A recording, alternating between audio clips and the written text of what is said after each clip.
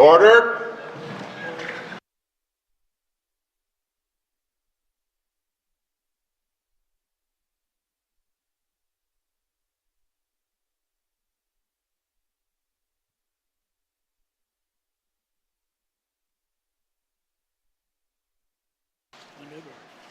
Ready? Ja, Sökin, dit zegesin, son hayatçıya sahut, onse massi onde.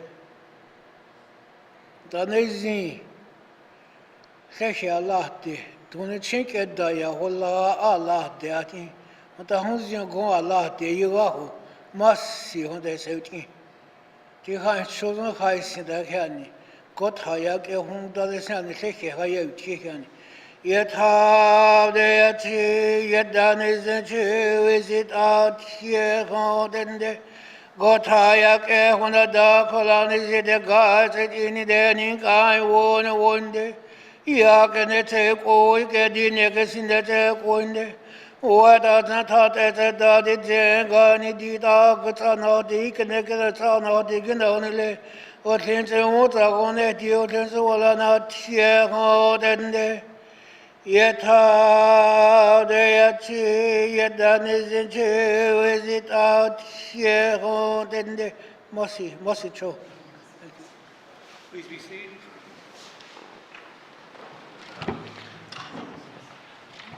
Thank you, Mr. Lafferty, for the opening prayer and reflections. Minister statement. Minister response for ITI. Thank you, Mr. Speaker. Picture this, standing beneath the dancing aurora as the night sky comes alive, gliding across a pristine lake so still it mirrors the world above, or tracking the footsteps of generations before us along an ancient northern trail. This is the magic of the Northwest Territories, Mr. Speaker, a land that captivates the soul and invites adventure seekers from around the world. Tourism is not just an industry here. It is a gateway to land, culture, and to the wonderful people who call this place home.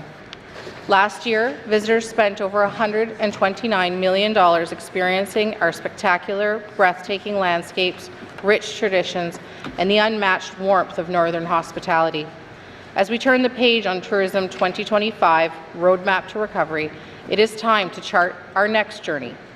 That's why our government is developing Tourism 2030, an ambitious, forward-looking 5-year strategy to drive sustainable growth, expand opportunities, and build a more resilient tourism sector. Mr. Speaker, Tourism 2030 will be shaped by those who know it best, our guides, operators, Indigenous governments, and communities who bring the NWT experience to life. Through open conversations, online surveys, and in-person engagement, we will identify opportunities and challenges that reflect the unique strengths of the Northwest Territories and its communities. Tourism in the NWT is more than an economic driver. It is a storyteller. It showcases landscapes, cultures, traditions, and ways of life that are real and deeply impactful. We will continue to champion community-based tourism and authentic Indigenous experience, ensuring that stories are told by the people who live them. By fostering collaboration and supporting local entrepreneurs, we can grow tourism in a way that benefits every region while offering visitors what they seek: authenticity, immersion, and adventure.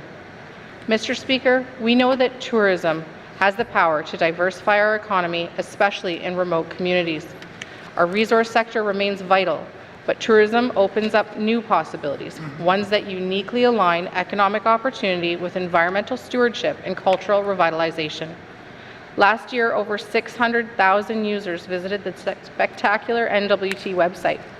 Now I want to see these online visitors go beyond the screen and book flights, purchase packages, and experience the magic of the NWT firsthand.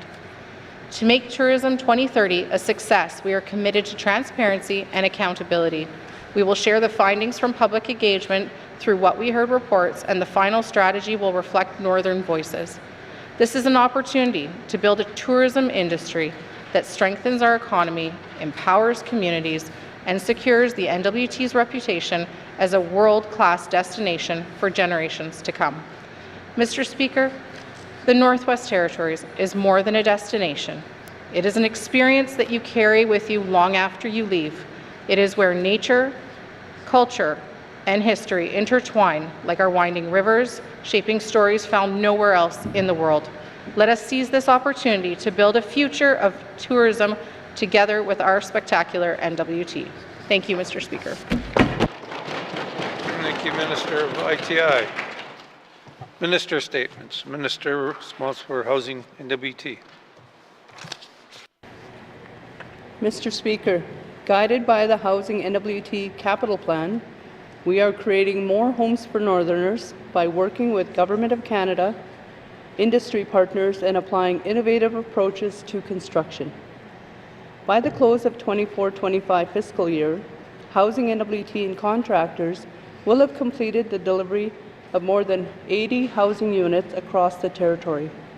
This achievement includes 10 units for the Transitional Housing Addictions Recovery Program in Yellowknife and Inuvik, the installation of a biomass heating system for 20 public housing units in Fort Simpson, and major repairs to more than 140 units located throughout the territory.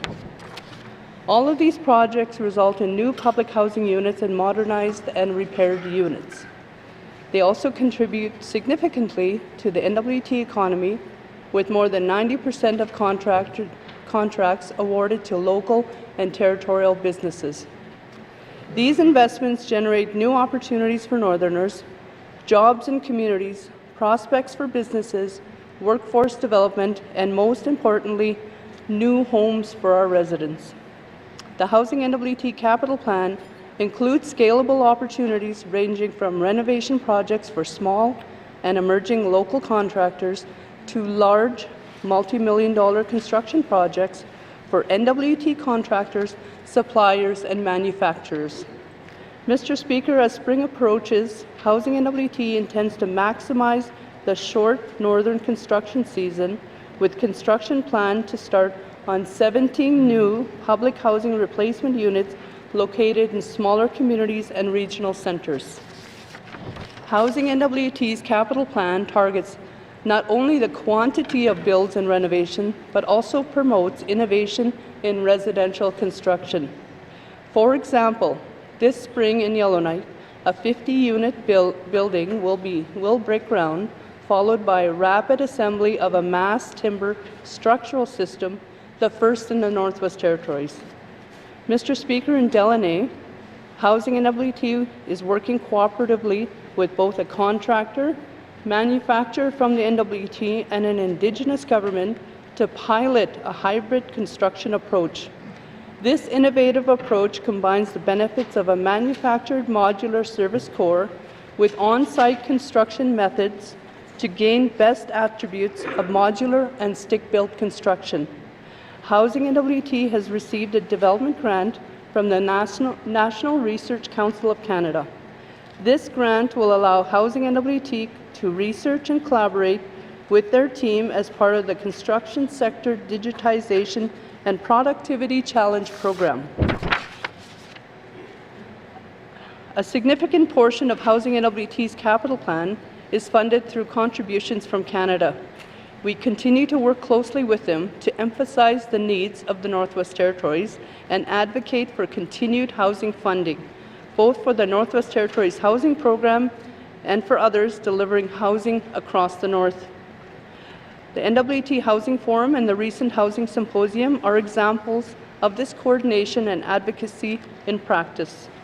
Mr. Speaker, through this coming construction season, Housing NWT will continue to focus on delivering more homes for Northerners by working with Indigenous governments, providing opportunities to industry, implementing innovative approaches to construction, and continued engagement with the Government of Canada. Koinani, Mr. Speaker.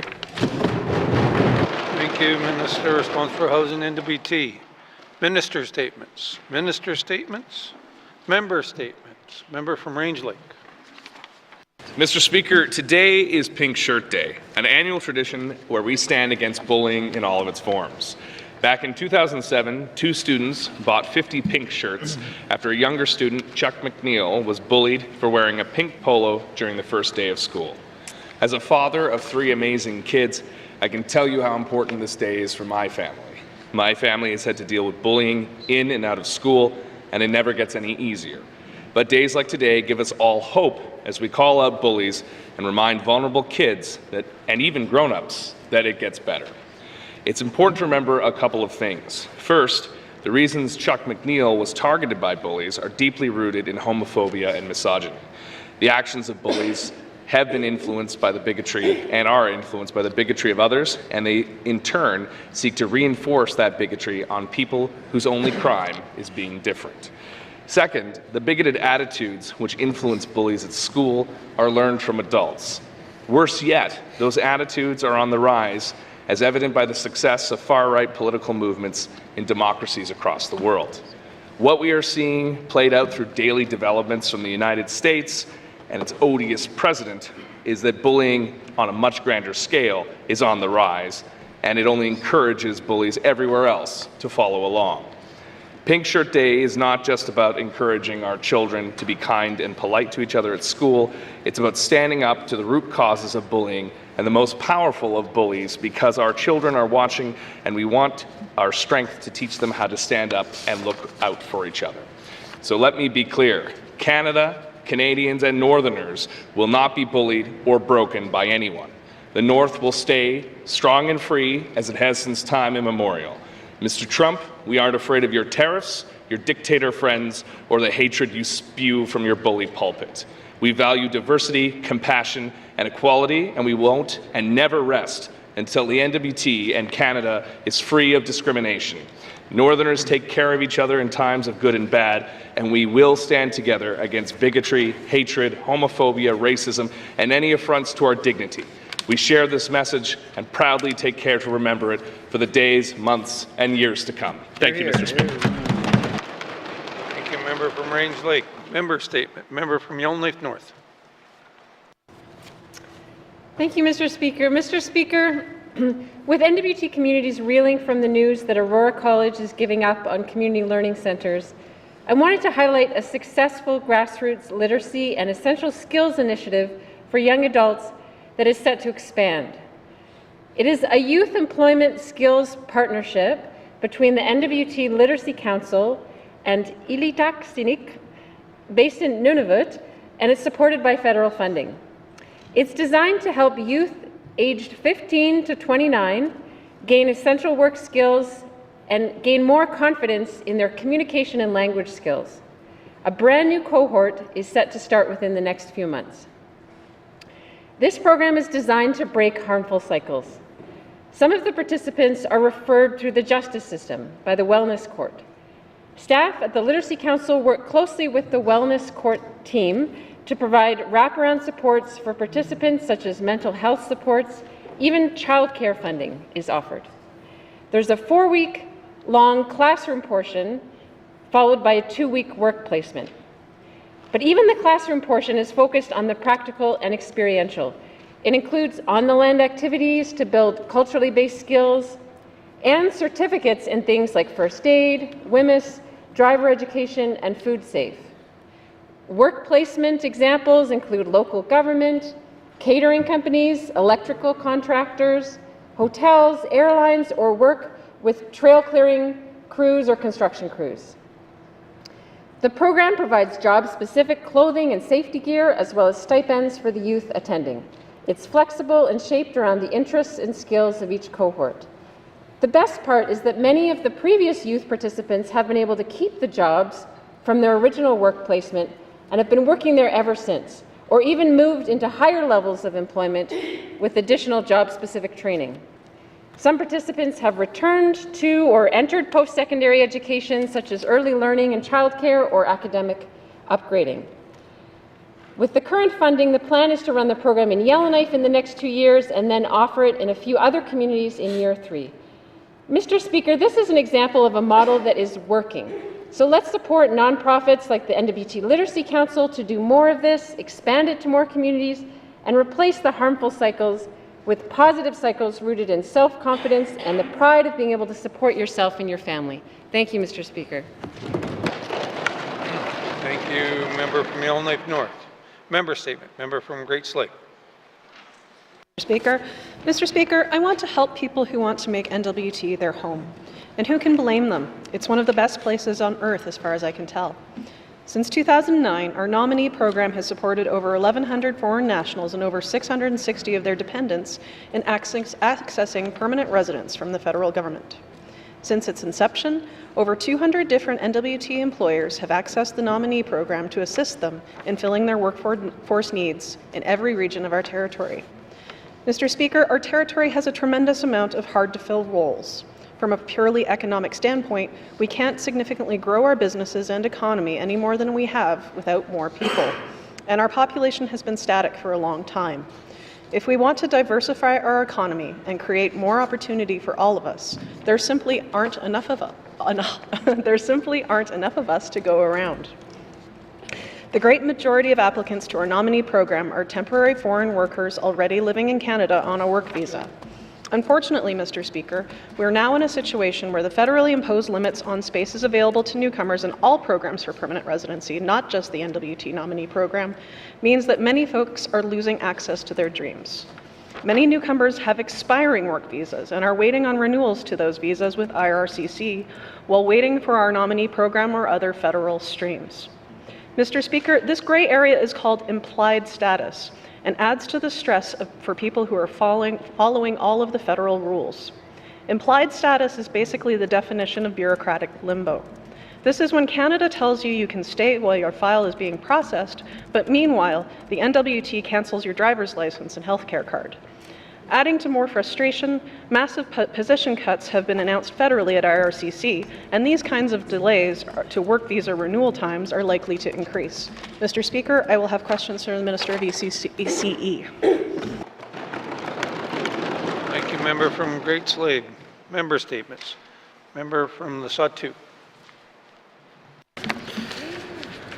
Thank you, Mr. Speaker. Mr. Speaker, trades training.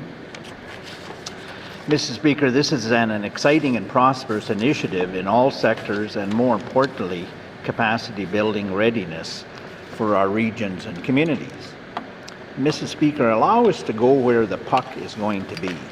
This prepares our game position for workforce capitalization and community qualified service providers.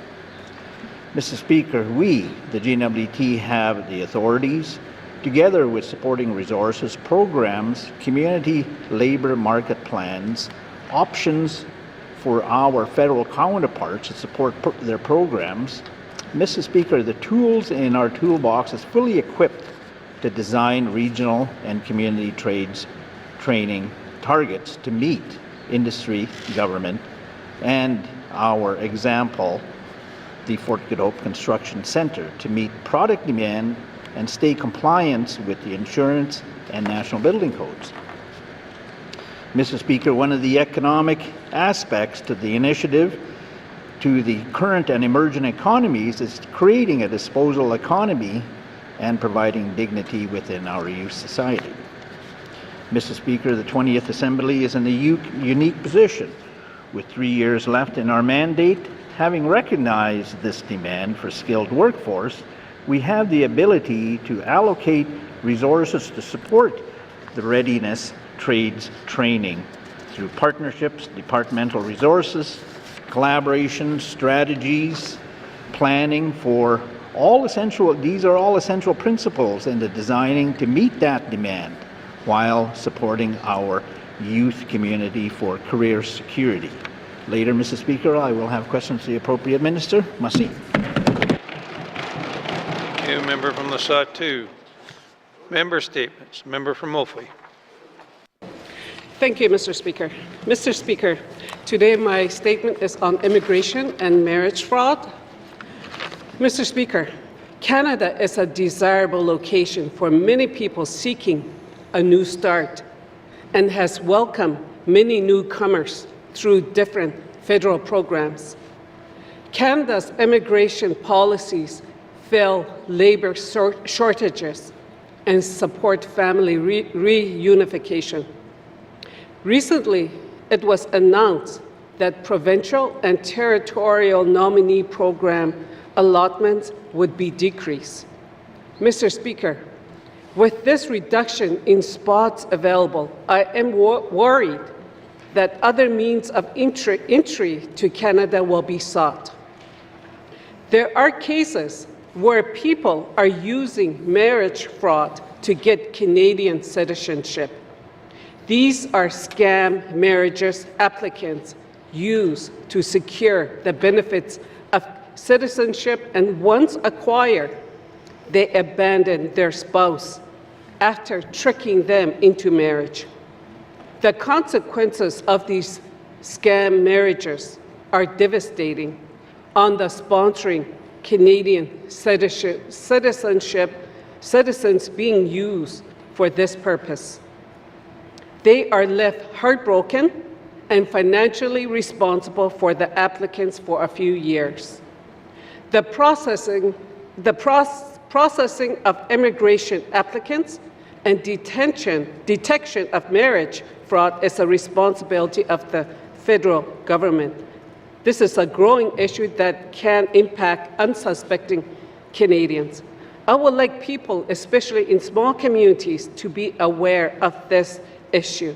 With the nominee program being limited, there may be an increase in other avenues being used to gain entry into Canada. We need to protect our residents from online scam, phishing, and exploitation, and inform them of this issue. It's a crime to marry a Canadian citizen or permanent resident simply to gain entry to Canada. Thank you, Mr. Speaker. Thank you, member from Woolfie. Member statements. Member from Nunavut Lake. Thank you, Mr. Speaker. Mr. Speaker, the agreement Education, Culture and Employment entered into with the federal government to work towards $10 a day daycare was designed to invest in early childcare for the betterment of all in the Northwest Territories. Mr. Speaker, the government of the Northwest Territories had committed to creating 300 new childcare daycare spaces by 2026, but as of June 2024, only 76 new spaces had been created. A $50 million investment from Ottawa in 2021 was intended to create the 300 new spaces and reduce childcare fees to $10 a day within a 5-year period, Mr. Speaker. Unfortunately, Mr. Speaker, what we're hearing from early childcare providers is that rather than investing in early childcare, we may be just putting them out of business. It seems, Mr. Speaker, we were not fully prepared for this agreement and the conditions that come with it. There seems to be no inflationary factors built into the agreement.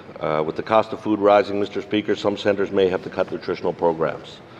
The wage grid for full-time equivalencies have not been calculated correctly in some instances. For example, Mr. Speaker, rather than a full-time position for 2 full-time positions for a certain number of children, what I'm being told by the care providers and centres is that it should be more around 2.5.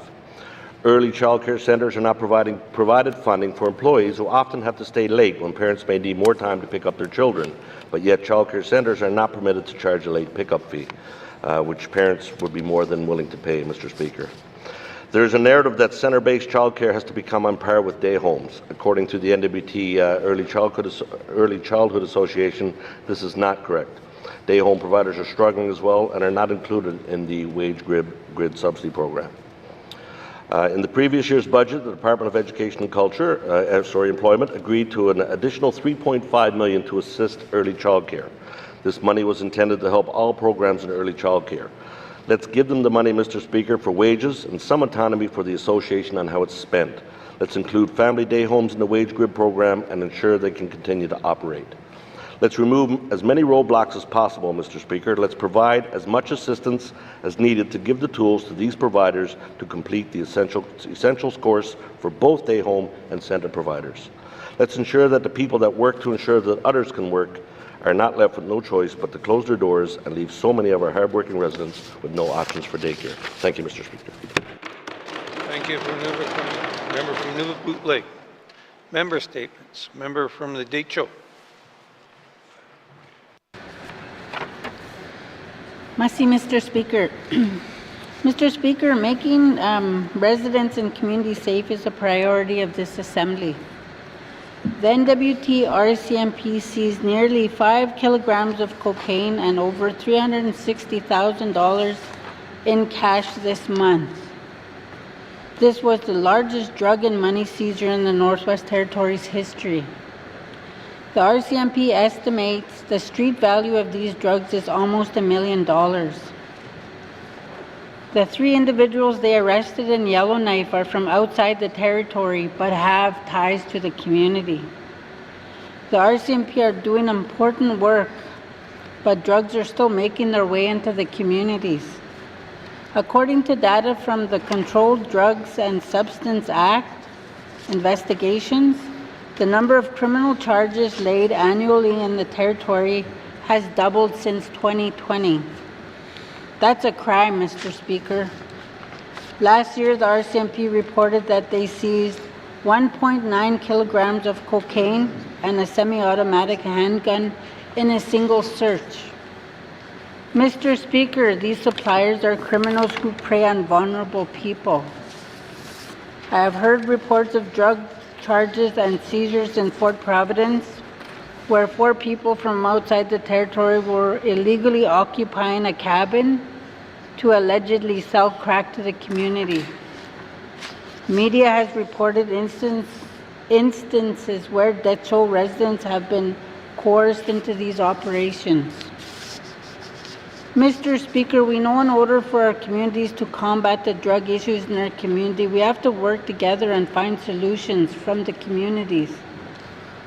I will have questions for the Minister of Justice at the appropriate time. Merci, Mr. Speaker. Thank you, member from the Decho. Member statements. Member from Trinidad-Willity.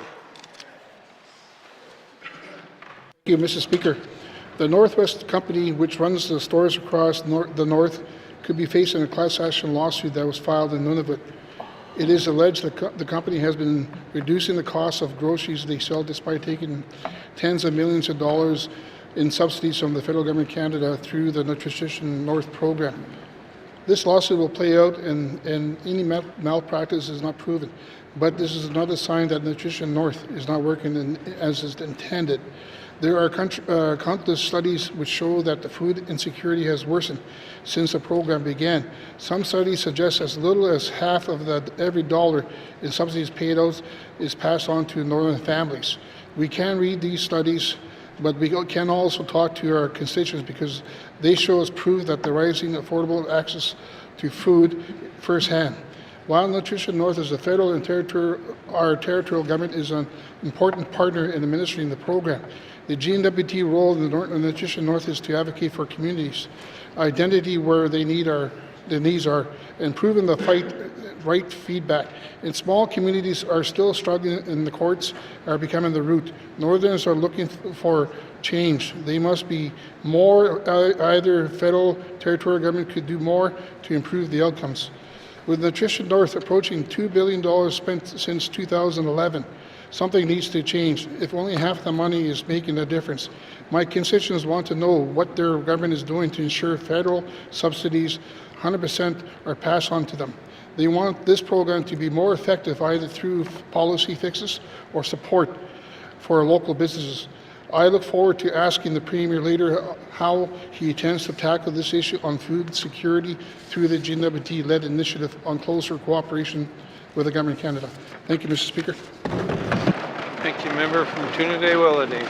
Member statements. Member from Frame Lake. Thank you, Mr. Speaker. Mr. Speaker, last year, when MLAs were complaining that there were no targets attached to our mandate, we were told it's all going to be in the business plans. But a year later, in many cases, I don't see this happening. When I look at our updated business plans, in many cases, I'm not sure I see a clear plan articulated for much of what we're trying to do. Because it came up during our review of the ECE budget last night in Cal, I'm going to focus on targets related to growing the workforce today. But I want to be clear that there are a number of areas where we need to better articulate what we are trying to achieve and would suggest that at a minimum, we need to set clear targets for each of our priority items. Mr. Speaker, we are capable of setting targets. Keeping the focus on ECE, Part of our ELCC agreement included setting targets for growth of childcare spaces, as the member for Boot Lake was talking about today. The target lists out both what we are ultimately trying to achieve and interim goals to keep us on track along the way. 75 spaces per year for a total of 300 spaces by March 31st, 2026. That is a solid goal. It's very specific, so we know exactly what we are working towards. The reason targets like this are useful is because they tell us and the public what we are trying to achieve, and in some cases, even what problem we are trying to solve. Imagine we set a more nebulous target, like we've done for growing post-secondary students, for childcare spaces. Imagine if our goal was simply increase childcare spaces. How would staff ever know what they achieved or even when they were done? With a goal like that, you will never know when the work is finished or if you're making meaningful progress towards the goal, because there isn't one. I want to acknowledge that a number of the targets ECE has set for growing the northern workforce are measurable, and applaud the department's work to establish these targets. For example, they have set the goal of increasing the number of students accessing SFA by 10% over the length of the 20th Assembly. That is a measurable target that we can track the progress of. I would suggest that we bring the rest of our targets up to this standard, and furthermore, ensure that we aren't simply taking a shotgun approach to mandate implementation by throwing a bunch of ideas at it. Let's get clear about what problems we are trying to solve, make plans to address those problems, and set measurable and achievable goals to implement those plans. Thank you, Mr. Speaker. Thank you, member from Frame Lake. Member statement. Member from Milne Centre. Mr. Speaker, the Alzheimer's Society is an organization here in the NWT that helps people facing dementia. Their team of navigators, volunteers, staff members all share a common vision of a world without Alzheimer's or any kind of dementia. Alzheimer's organization believes that each person living with dementia can thrive, and the Society's focus is care today and a cure tomorrow. Through dementia awareness programs and services, the Alberta NWT Society works relentlessly in their efforts to find a cure while supporting our loved ones. The Yellowknife office supports northern partnerships with our communities by creating a strong support network. However, the extent of this work is much broader through outreach efforts and their work with their trained dementia ambassadors. The Society helps not only people living with Alzheimer's disease, Mr. Speaker, they also work to support others who are facing any types of dementia diagnosis, who are navigating through the health system and need to help learning about the connecting to the programs and the services available in their community and throughout the North. Connecting people through their referrals is a key to finding the right supports early in the dementia journey, which can make the big difference in the quality of life a person is living with during their dementia challenges, and certainly helps support the care partners. The Alzheimer's Society offers a host of in-person, online programs and services designed to support individuals and their needs and their preferences through programs and services that are developed for people living with dementia. This also helps their care partners, health professionals, and even employers and employees navigating through the workforce. The Society offers its programs, believe it or not, free of charge, thanks to the generous support of their donors and the community fundraising efforts. Many of the important initiatives improve the lives impacted by those impacted by dementia and throughout. Mr. Speaker, we're all working towards a cure, and it is very important that we support these volunteers who provide this invaluable contribution for their work to our community members. I encourage each member of this Assembly to reach out in your own way to learn more about the Alzheimer's Society. Mr. Speaker, you can connect to the Society by easily calling 867-669-9392 or email sgillis@alzheimersalberta.ca. Thank you, Mr. Speaker, and I look forward to your support on this cause as well. Thank you. Member from Yonge Centre. Member statements. Colleagues, Leslie Marcellus was born on November 23, 1980, to Adeline Marcellus. He was raised by Elsie and Jonas Marcellus. I can tell you that he loved being on the land, especially when he was out hunting, thanks to his parents. The family and community witnessed his skills and they said that he was a true bushman. With tools and skills that were passed down to him, he loved to travel to South Nahanni and Liard River, especially with his brother Steve by his side. They were inseparable growing up together. The community members would say that they were either looking for some fun or for their next adventure. As I said before, he loved being out in the land and providing for his family. In his early years, he liked to spend time at Swan Point with his family. His love of the land was evident in the fall, especially being on the river and in the forest. Thanks to his love of hunting, he had an amazing knife collection. He could spend hours talking about each knife and showing them off. Leslie was a man of few words and many talents.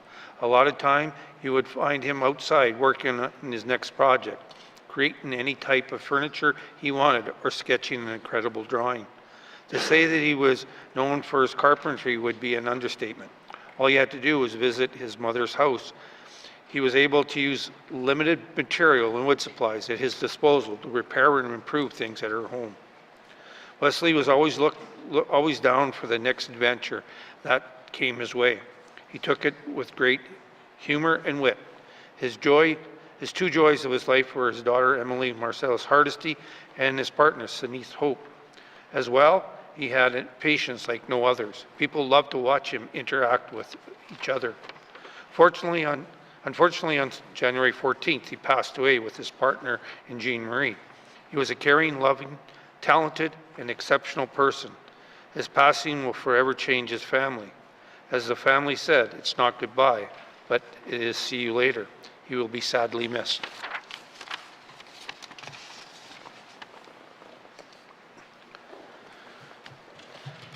Member statements. Member statements. Returns to oral questions. Minister of Health and Social Services. Mr. Speaker, I have a return to oral question asked by the member for Yellowknife Centre on February 10, 2025 regarding the budgeting process for the Northwest Territories Health and Social Services Authority. The department provides a dollar value and service expectation to each of the 3 health authorities to develop a detailed budget. The authorities must submit this budget to the department by February 15th of each year. Concurrent with the main estimates process, the department works with each authority to review their budget, aligning details with what was presented to committee.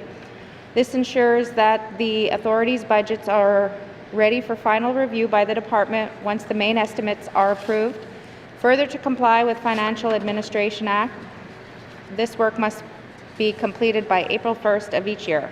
Once the main estimates and the authorities' budgets are approved, the department then enters into a contribution agreement with each health authority, which outlines the dollar value for activities, spending parameters, and reporting requirements such as performance indicators and financial statements. Lastly, the authorities are required to submit variance reports to the department, which facilitates monitoring of expenditures. Thank you, Mr. Speaker. Thank you, Minister. Health and Social Services. Return to oral questions. Return to oral questions. Recognition of visitors in the gallery. Member for Yellowknife Centre. Thank you, Mr. Speaker. I have 2 sets of visitors in the gallery today. I'll start with the shorter list, but not anywhere less worthy. The NWT Literacy Council is represented by one of my constituents today, Ms. Katie Johnson. She's also an advocate for many other causes, which I certainly endorse. The other group I'd like to recognize is a bevy of ladies, very smart, charming, and hardworking volunteers, and they are as follows: Ms. Martha McClellan, Ms. Sandra Fox, Ms. Mika Cameron, and a special thanks goes to Ms. Linda Cooey, who helped me with my statement today, and I wish to thank each of them personally for coming today and enjoying our session as presented. Thank you, Mr. Speaker.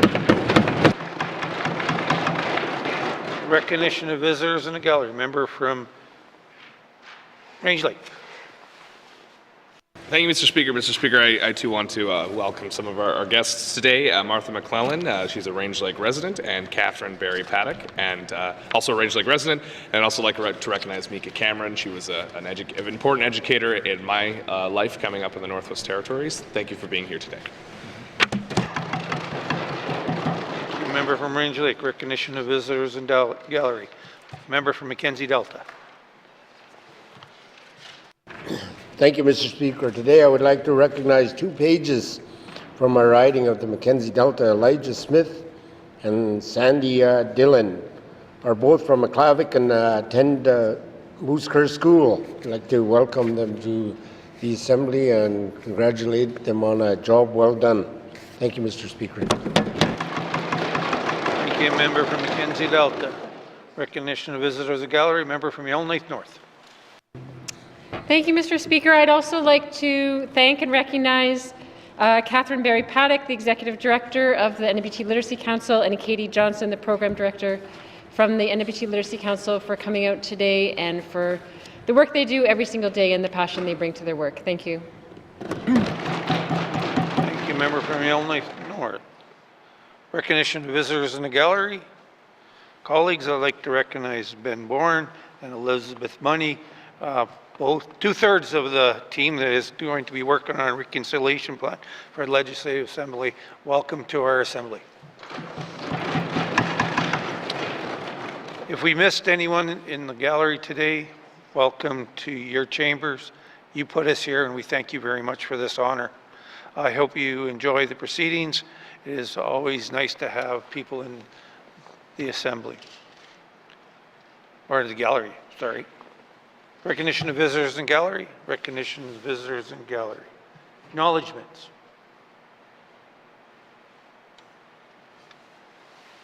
Member from Mackenzie Delta. Thank you, Mr. Speaker. Today I acknowledge a very determined young man from Tedleje, Mr. Diron Vitraquois. While bringing up a young family with his spouse Natasha, who just completed her business management program, Mr. Vitraquois is in his 4th year of a 4-year teacher education program at Yukon University. He will serve as a great role model to the younger generation in pursuing a career path. I would like to ask my colleagues to join me in congratulating Mr. Vitraquois on receiving an Indigenous Language Revitalization Scholarship and for his commitment to his educational goals. Congratulations and all the best, Mr. Vitraquois. Thank you, Mr. Speaker. Thank you, member from Mackenzie Delta. Acknowledgements. Oral questions. Oral questions, member from Yellowknife Centre. All right. Thank you, Mr. Speaker. Mr. Speaker, I want to follow up on some of the questions I had asked yesterday to the Premier regarding his special envoy to Ottawa. And one of the concerns, of course, I had was about how much this costs. And I'll wait for that return, of course. That said, I did try to come back to the question with respect to process. Mr. Speaker, we all hear the theme over and over again, we have to work together. Well, Mr. Speaker, the Premier was very clear. He made the decision.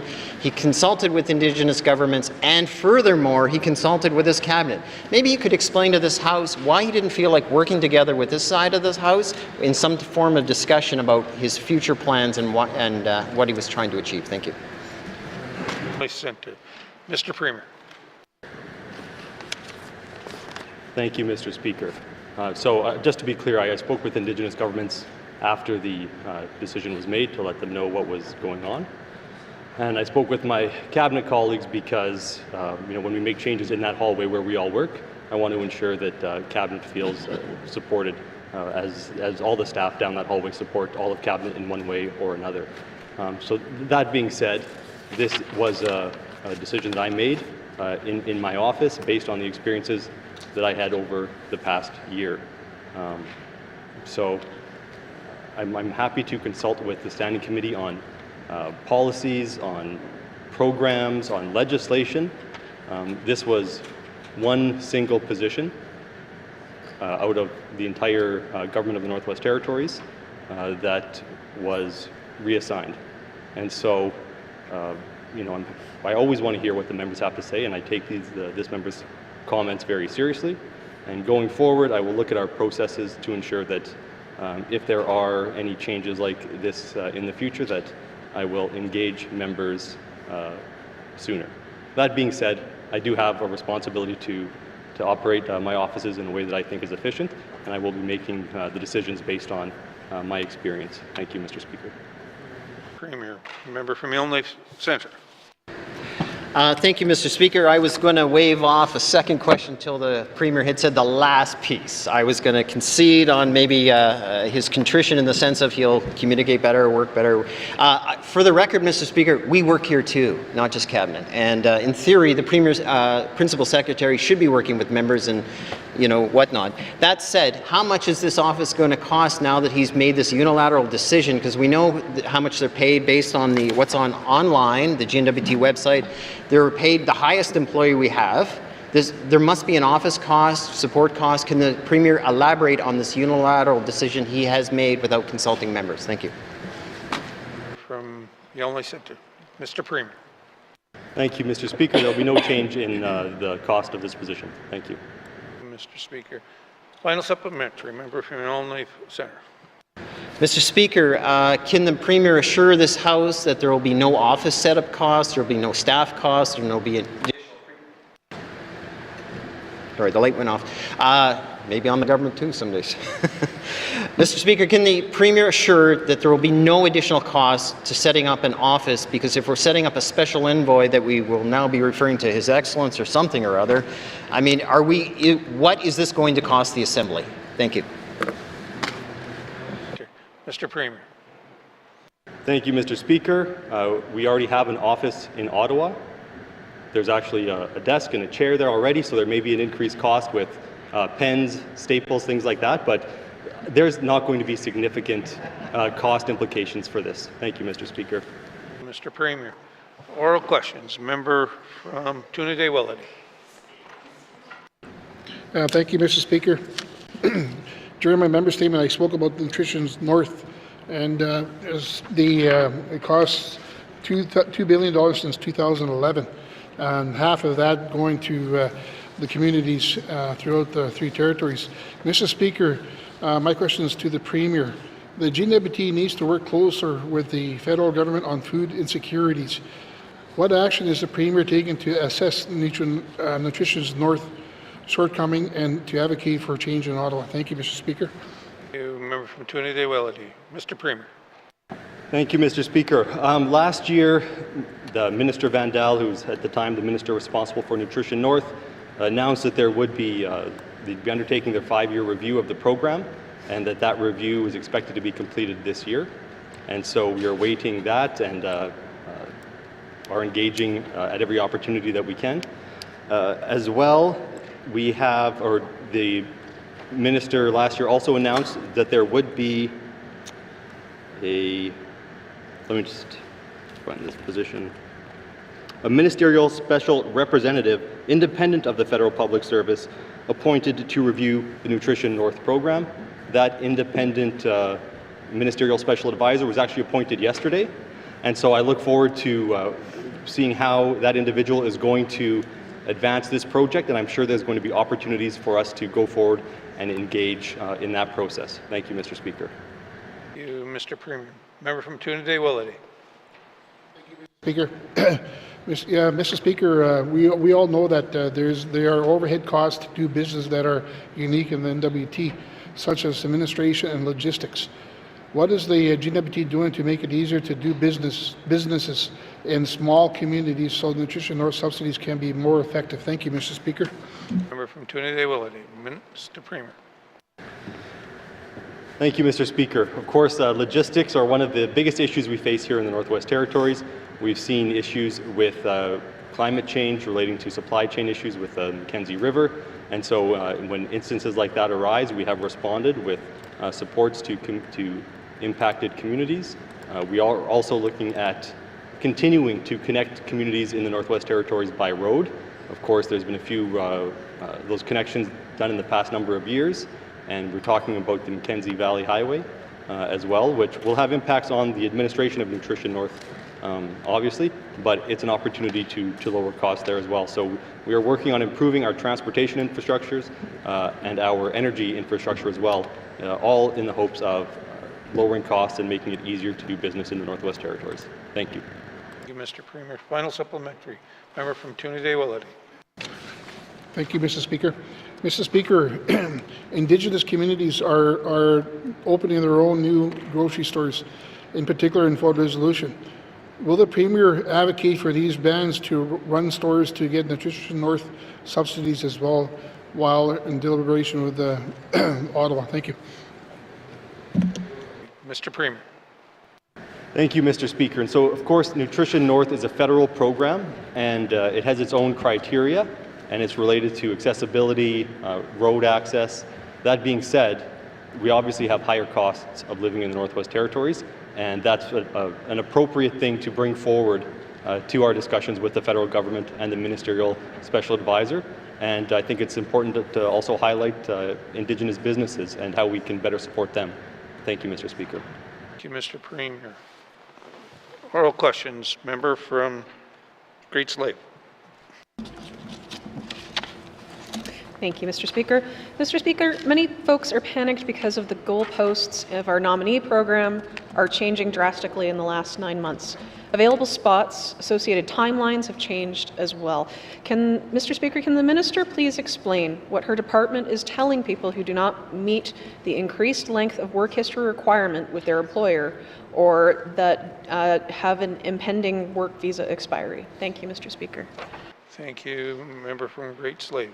Minister of Education, Culture, and Employment. Thank you very much, Mr. Speaker. Mr. Speaker, certainly the department is incredibly compassionate to where people are at right now. The department has been fielding a tremendous amount of phone calls and inquiries about this and has a tremendous amount of empathy for people. Certainly the department is letting people know what the criteria is, why it has changed for the nominee program, and is also making sure that they're steering prospective applicants to federal sources of information on federal immigration programs, trying to be as helpful as possible, and also letting people know that over the course of this year, we will be working with stakeholders, businesses, communities to determine what the program will look like in 2026. Thank you. Thank you, Minister of Education, Culture, and Employment. Member from Great Slave. Thank you, Mr. Speaker. I know they're getting a lot of calls. They're not returning all those calls, but I am worried that more people will find themselves in limbo waiting on work visa renewals and paperwork headaches that are associated with territorial services, Mr. Speaker. So, Mr. Speaker, can the minister speak to what work she is conducting with her cabinet colleagues and federal counterparts to ensure that folks who are classified as implied status are allowed to extend their health care coverage or driver's licenses, for example? Thank you, Mr. Speaker. Member from Great Slave. Minister of Education, Culture, and Employment. Thank you very much, Mr. Speaker. So, Mr. Speaker, the term implied status has now been changed to maintained status, just so that everybody's using the same language. So, foreign nationals on maintained status are eligible to extend their health care coverage and NWT driver's licenses, and they would need valid proof that they are on maintained status. Foreign nationals that are looking to extend their health care cards and their NWT driver's license are encouraged to reach out to NTHSSA as well as the Department of Infrastructure to confirm the process and documents that they'll be required, but that process is already outlined within those departments. Thank you. Minister of Education, Culture, and Employment. Final supplementary. Member from Great Slave. Thank you, Mr. Speaker. We all know that our allotment went from 300 to 150 due to federal government decisions around cuts across Canada. So can the minister speak to more detail with her conversations with her federal counterparts, specifically how she's advocating for our unique northern context, which also applies to the newcomers and businesses that need to grow their workforce? Thank you, Mr. Speaker. Member from Great Slave. Minister of Education, Culture, and Employment. Thank you very much, Mr. Speaker. Mr. Speaker, I think that when you're in these positions, regardless of what side of the House you sit on, you take these jobs very seriously. You've been given the trust of the people that you serve and also Northerners right across the territory. And so taking every opportunity to tell people about the Northwest Territories and explain to them what our context is something that I do on a daily basis in this role. Specifically with immigration, I started my day today by meeting with MP MacLeod. We talked about the nominee program and talked about how we are going to, further align and have further conversations with the federal government. I have written letters. I have placed phone calls And that's at political level. The department is doing the same at the officials level and having bilateral and multilateral engagements and conversations as well. I know that the business community also met with Minister Miller this summer, and I had the opportunity to take Minister Miller out and even have conversations in the middle of Great Slave Lake about this stuff. So certainly doing the work. Thank you, Mr. Speaker. Thank you, Minister of Education, Culture, and Employment. Oral questions. Member from the Deschaux.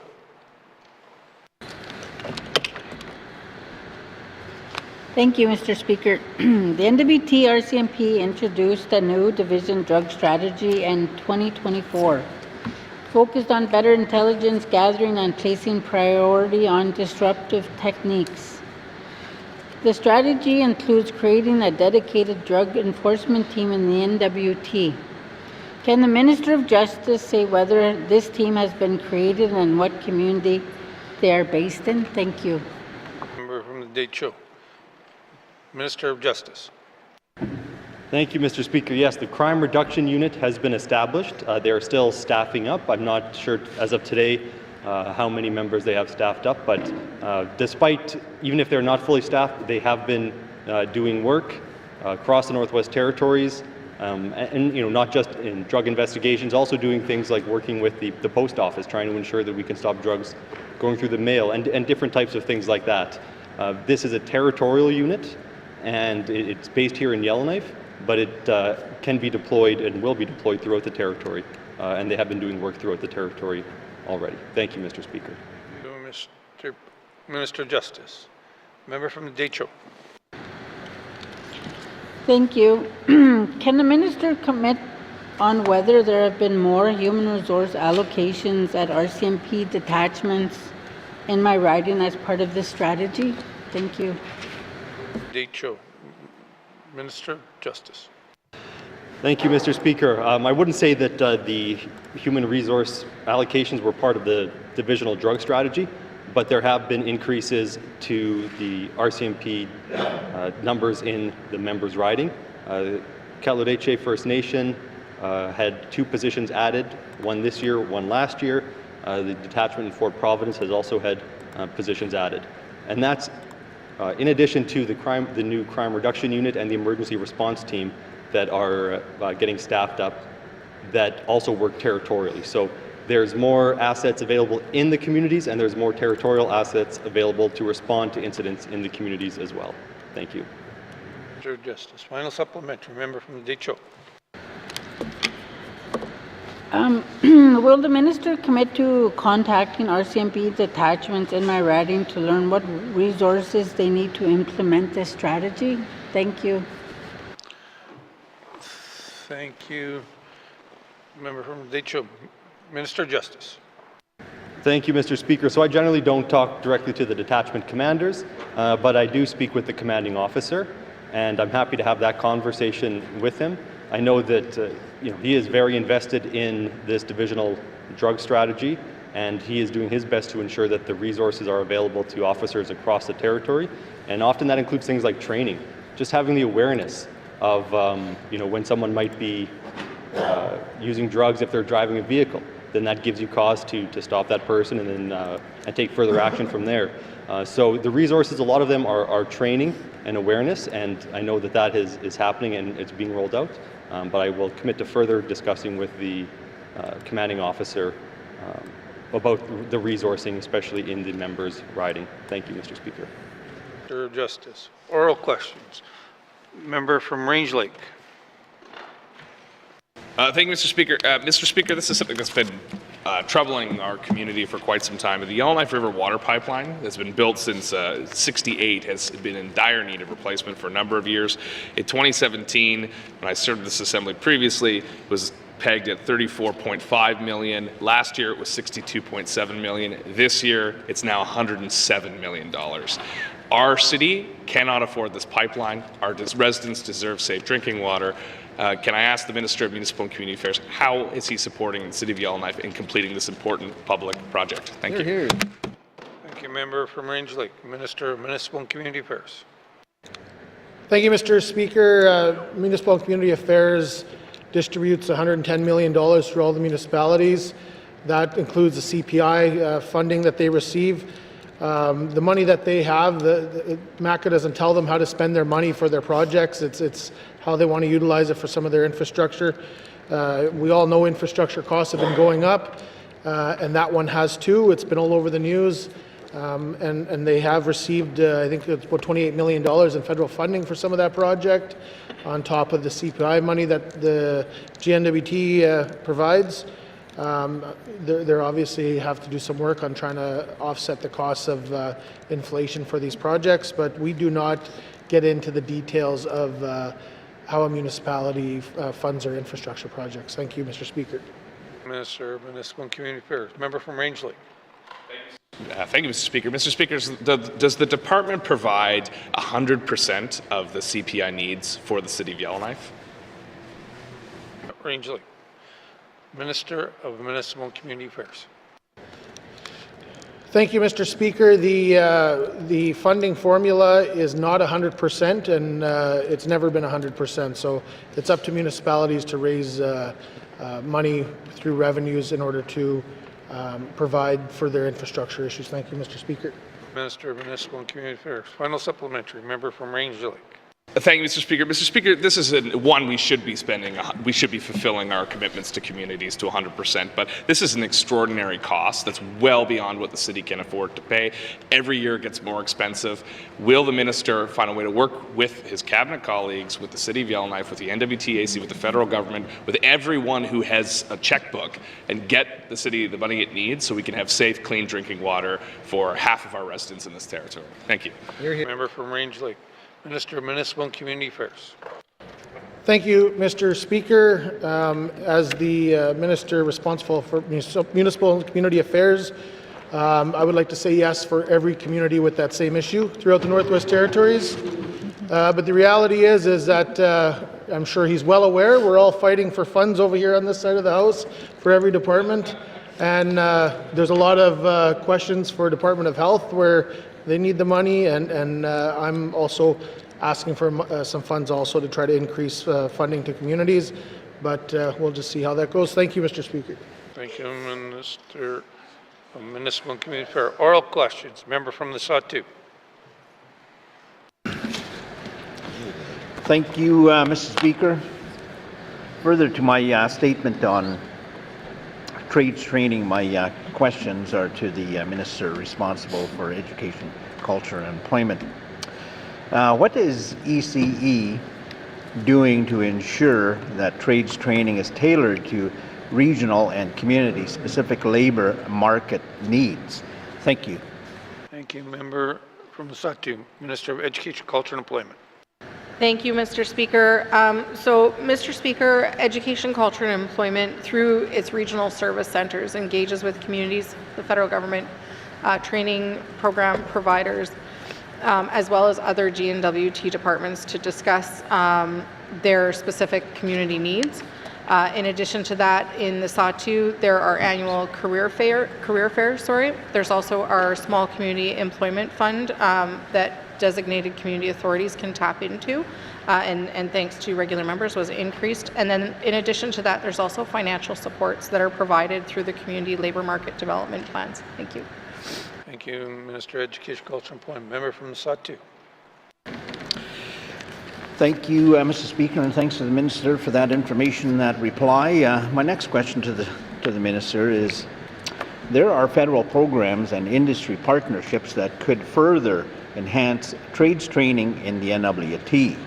What steps is ECE taking to maximize these opportunities and create training opportunities in communities? Mussy. Sawtooth. Minister of Education, Culture and Employment. Thank you very much, Mr. Speaker. So, Mr. Speaker, I just had a meeting yesterday at an FTP table for the federal labor ministers meeting, where we did talk about labor market agreements, and we continuously bring that up with the federal government. There's also discussions with Canada Council of Directors of Apprenticeship, Skills Canada, and other groups as well who are really strong advocates in this sector, and ones that we try to work with to gain additional funding. In addition to that, we've submitted 2 proposals to Canmore that were submitted for recent calls. One of them spoke specifically that I think the member will be interested in to alternative approaches to apprenticeship supervision in small communities, as we know that one of the big challenges we have is the availability of journey persons to supervise apprentices across the NWT, especially in small communities. And so we're waiting on word on those proposals and hope for good news. Thank you.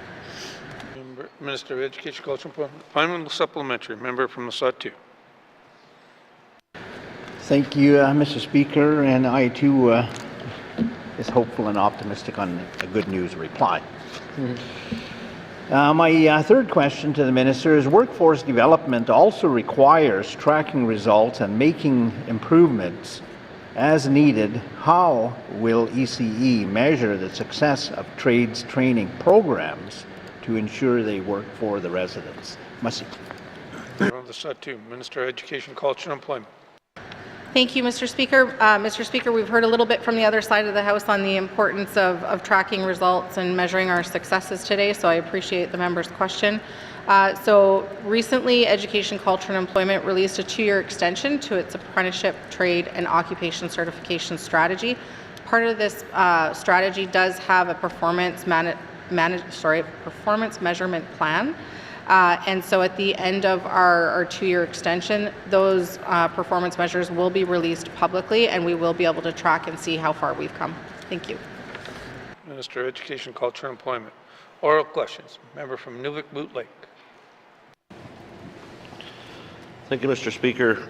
Mr. Speaker, I spoke in my member statement about the agreement that the Department of Education, Culture and Employment has with the federal government to create 300 spaces by 2026. As of last year, I think we had 76. My question is for the Minister of Education, Culture and Employment, and can she speak to, it seems that we're a little off track. Can the department provide further information on how they plan to meet those targets of 300 spaces? Thank you.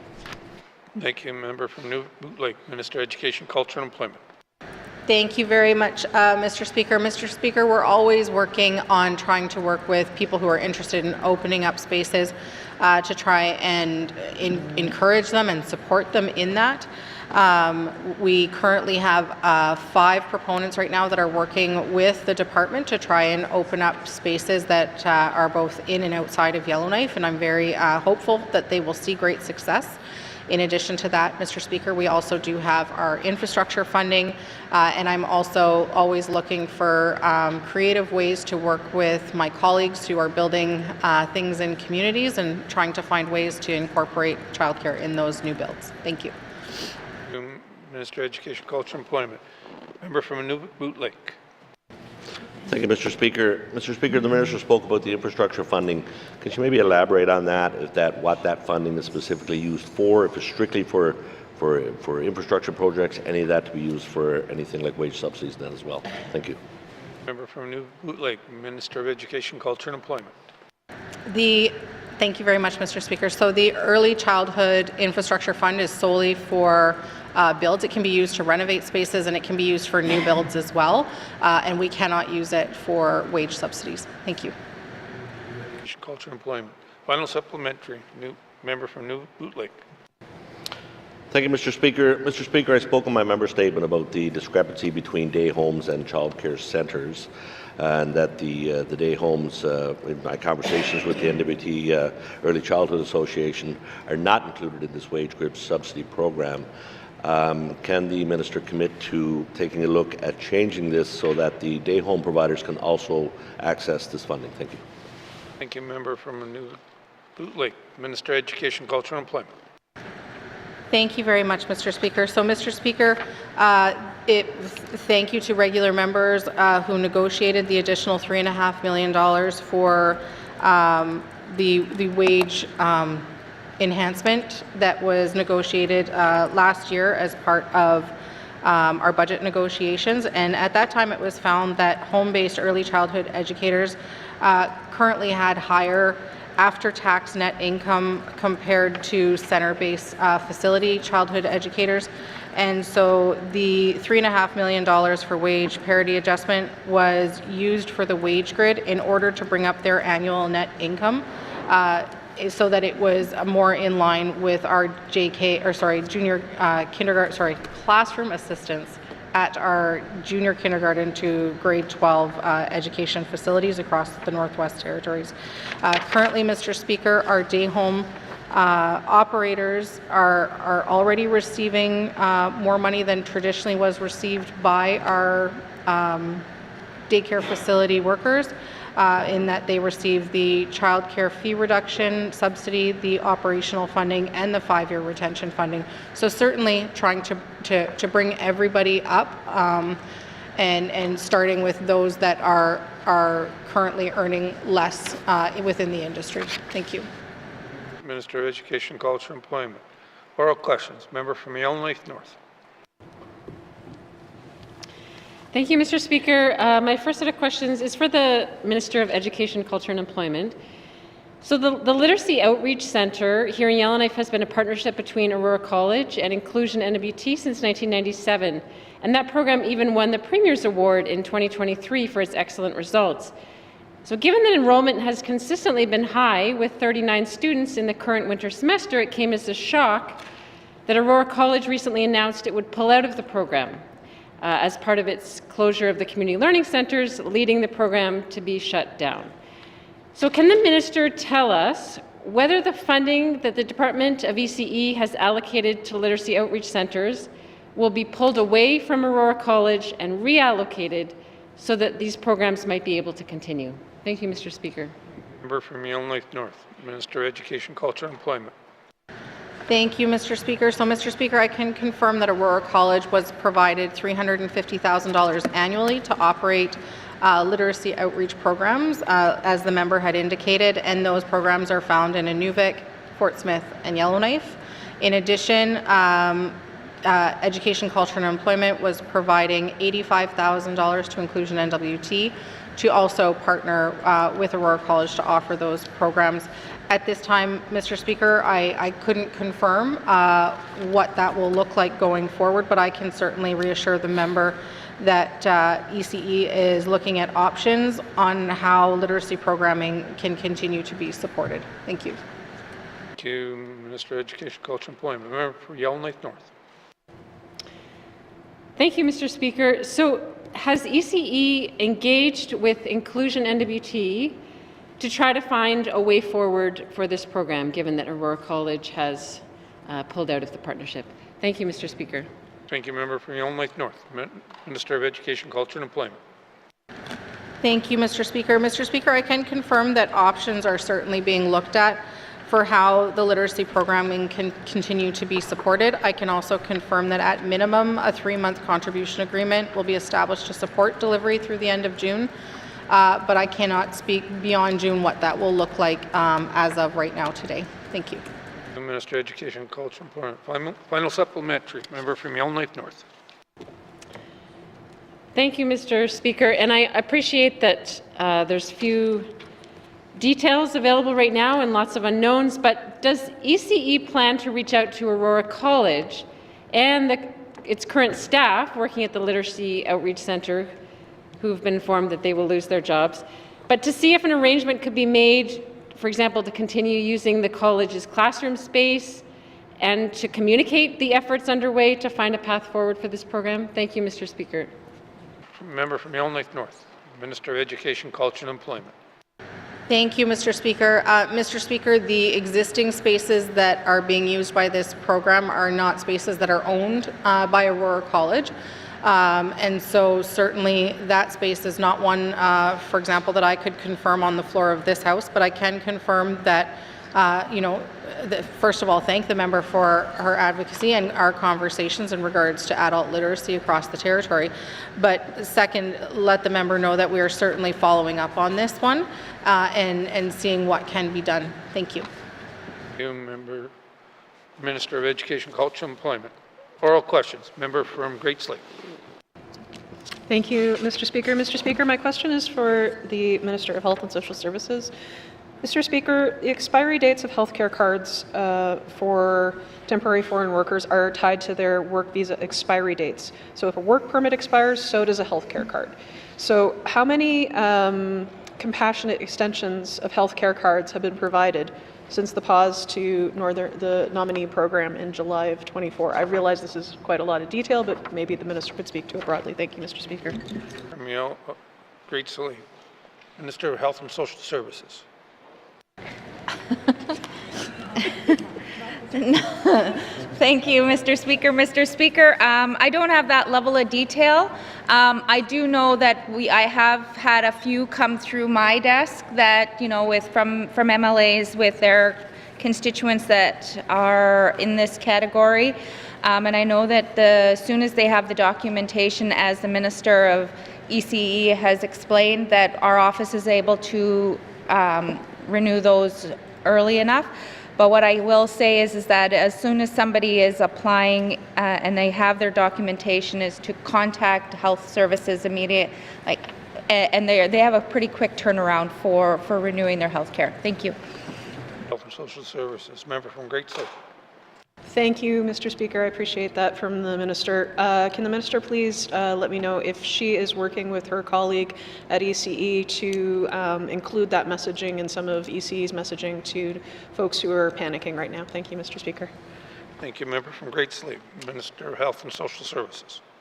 Thank you, Mr. Speaker. Mr. Speaker, I will commit my office to connect with Minister Cleveland's office to make sure that there is some kind of instructions on how to ensure that they can apply for their health care or get their health care renewed. Thank you.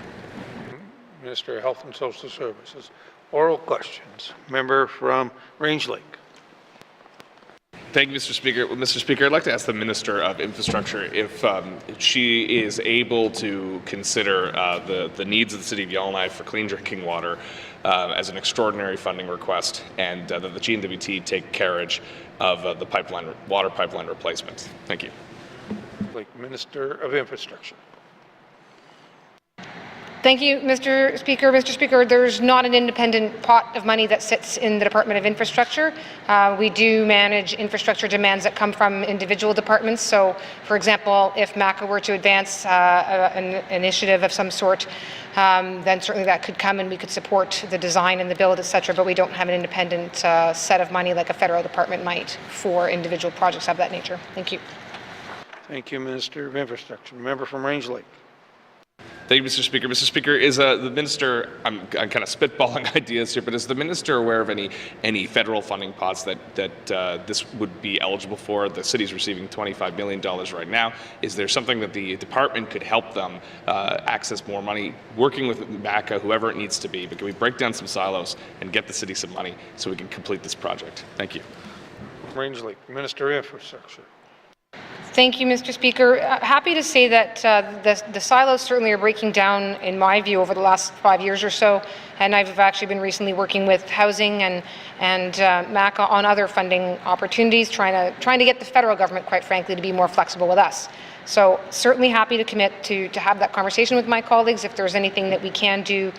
More likely to lobby the federal government as opposed to finding things that are sitting there waiting for us to come take them, but certainly happy to commit that we will do that and go shake the federal bushes. Thank you. Thank you, Minister of Infrastructure. Final supplementary. Range Lake. Member from Range Lake. Thank you to the minister for that. Can the minister relay that to the mayor of Yellowknife? Just let them know that that the tree shaking will begin to commence earnestly to get this project done. Thank you. Minister of Infrastructure. Thank you, Mr. Speaker. I certainly have a good relationship with the Mayor of Yellowknife, and again, I don't want to create false hope that I have great faith that there's an easy pot for us to latch onto in the federal system right now. They, of course, are going through their own political changes, it would seem, in the next few months. But again, certainly we'll commit that, at least from the Department of Infrastructure, to the extent that we are aware and do work with federal funding opportunities. We'll work with my colleagues here, and between myself and the Minister of MACA, we'll ensure that we keep the Mayor of Yellowknife apprised of our efforts. Thank you. Minister of Infrastructure. Oral questions. Member from Yellowknife Centre. Thank you, Mr. Speaker. Mr. Speaker, in late November, I received a letter from the Minister of Health and Social Services regarding my concerns about the licensing of nurses here in the north. And basically, the letter comes back and says status quo is the way we go. My question is what's stopping the minister for providing direction to the association saying we're making it part of our funding agreement that we find an easier way to register foreign nurses who are qualified in Ontario, Alberta, but the gatekeeper process here refuses to let them join the service that we're in dire need of help. Thank you. Member from Yonge Centre, Minister of Health and Social Services. Thank you, Mr. Speaker. Mr. Speaker, there is a lot of work that's going on right now with the joint nursing. It's CAN, it's the health authorities. They are all working towards right now of trying to figure out who in the Northwest Territories that they can, like who is here in the Northwest Territories right now that are potentially, still within that licensing time. What needs do they have? And so that work is going to go out and to survey those nurses. As for the overall picture in the bringing in international nurses into the Northwest Territories, we are not Ontario and we are not Alberta, and we cannot support those nurses coming into the system. I've talked to my counterparts. I recently was just in Halifax meeting with other FPTs in territorial and provincial provinces, and the work that they have to do to support the nurses coming in and and increasing support training. We have to do that right now. And Stanton and Inuvik are the only two hospitals, and then there's Fort Smith and Hay River. And we're trying to support the nurses that are going through the LPN program, the RN program, new grads coming out of the school. Our nurses have already told us that they cannot do this and work and do their job. So we are looking at options as how we can support the nurses, the international educated nurses that we currently have that are in the Northwest Territories. I'll leave it at that. Thank you, Mr. Speaker. Health and Social Services. Member from Yonge Centre. Thank you, Mr. Speaker. Why don't we start with the objective of saying, yes, we will find a way, as opposed to, no, we can't do this. Mr. Speaker, Alberta finds a way, Ontario finds a way, and even in BC, they have a check-in process where they monitor someone's international skills to ensure they're on par. That said, we can make all the excuses in the world why we can't do something. Let's try an unusual one by saying how we're going to commit to doing something. So, Mr. Speaker, I prefer local nurses here. Would the minister say or find a way to find a solution to this and provide direction and support through her department to the CAN folks, the Nurses Association, etc.? Can she try? Let's try to do something as opposed to... Minister of Health and Social Services. Thank you, Mr. Speaker. Mr. Speaker, since I've been the minister, I think this is the farthest that we've gone forward on trying to making sure that we're looking at a new way of trying to support those international education nurses that are here, that have been going to our MLAs, that have been saying, I've been trained. And it is looking outside the box. It is working with BC. We have CAN right now working with BC, trying to look at the system that they're using, that they are collaborating with the Yukon right now to assess those skills. And that's what we're doing right now. So all that work is happening right now. So it is live. And when I do have more fulsome information to be able to share, I will make sure that I share it with all the MLAs. Thank you. Health and Social Services. Final supplementary. Member from Yonge Centre. Mr. Speaker, I heard a long time ago somebody say, do or do not, there is no try. So why don't we commit to doing something? We could waive the hours through some form of regulations. It's not as simple as that, I understand that, but that said, we have very smart, capable people. Would the minister investigate the process opportunity of waiving those hours and restrictions required by the gatekeepers or Northern Nursing Association that would allow these people to practice? Thank you. From Yonge Centre. Minister of Health and Social Services. Thank you, Mr. Speaker. Mr. Speaker, we are trying. That is what we are doing. We are looking at the different routes, and there are, and what we're now finding out is that educations in other countries have changed. And so, by going through and doing the assessment, doing the English assessment and using BC's model, that's what we're trying to work with right now. And so I would not commit to removing hours if that would put people at risk. I'm not saying that they're going to be at risk, but what I'm saying is that we have people in these roles and we have regulatory bodies in place for a reason, and so they're working to try and make this as easiest process as possible so that international educated nurses can work in the Northwest Territories. Thank you, Mr. Speaker. Thank you, Minister of Health and Social Services. Oral questions. Member from Yellowknife North. Thank you, Mr. Speaker. I have further questions for the Minister of Education, Culture and Employment. She might get a lot headed her way today before she goes away for a few days out of the House. So this has to do with courses that at least previously have been offered by Aurora College, specifically the Housing Maintainer course, which has played a critical role in NWT communities, training people to take care of housing repairs and upkeep, especially public housing units. And I had heard that perhaps this course is no longer being offered by Aurora College and that community members who are interested might have to go to Yukon University or a southern-based institution to gain that skill set. Can the minister confirm whether or not Aurora College is still offering the Housing Maintainer course? Thank you, Mr. Speaker. Thank you, member from Yellowknife North. Colleagues, before we go to the question, we don't talk about who is in the House or not going to be in the House.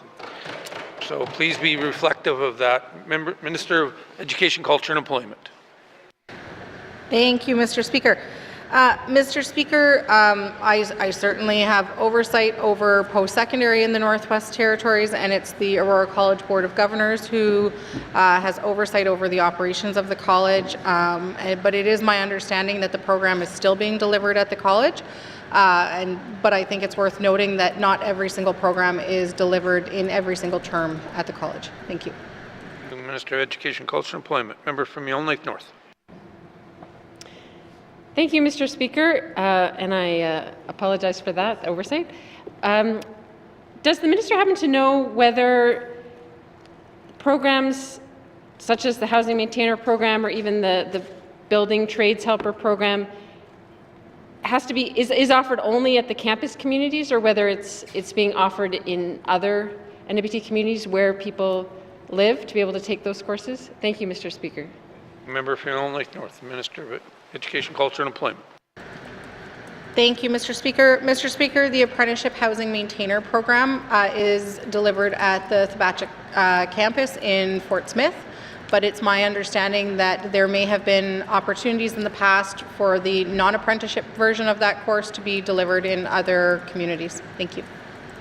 Thank you. Minister of Education, Culture and Employment. Final supplementary. Member from Yellowknife North. Thank you, Mr. Speaker. Does the minister have a role in at least communicating with the college the importance of offering courses like this in communities to make them more accessible, as opposed to requiring people to go to campus communities? Or is that outside the minister's role and solely the purview of the Aurora College Board of Directors? Thank you, Mr. Speaker. A member from Yellowknife North, Minister of Education, Culture and Employment. Thank you, Mr. Speaker. Mr. Speaker, this type of feedback is something that I hear from MLAs. I have heard from Indigenous governments over desire for courses to be accessible within communities. And have heard it from residents as well. And certainly when I get feedback like that, I do make sure that I take it to meetings that I do have with the president of Aurora College as well as the chair of Aurora College. And so while I don't direct the operations and there is a non-interference clause, so I cannot interfere and tell them what to do, I certainly do ensure that I am sharing that feedback. Thank you. Thank you, Minister of Education, Culture and Employment. Oral questions. Member from Frame Lake.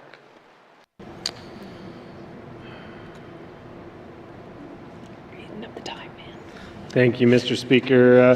Mr. Speaker, my questions are for the Minister of EC&E also. We're just really hammering her today with the knowledge that she's leaving soon. Sorry.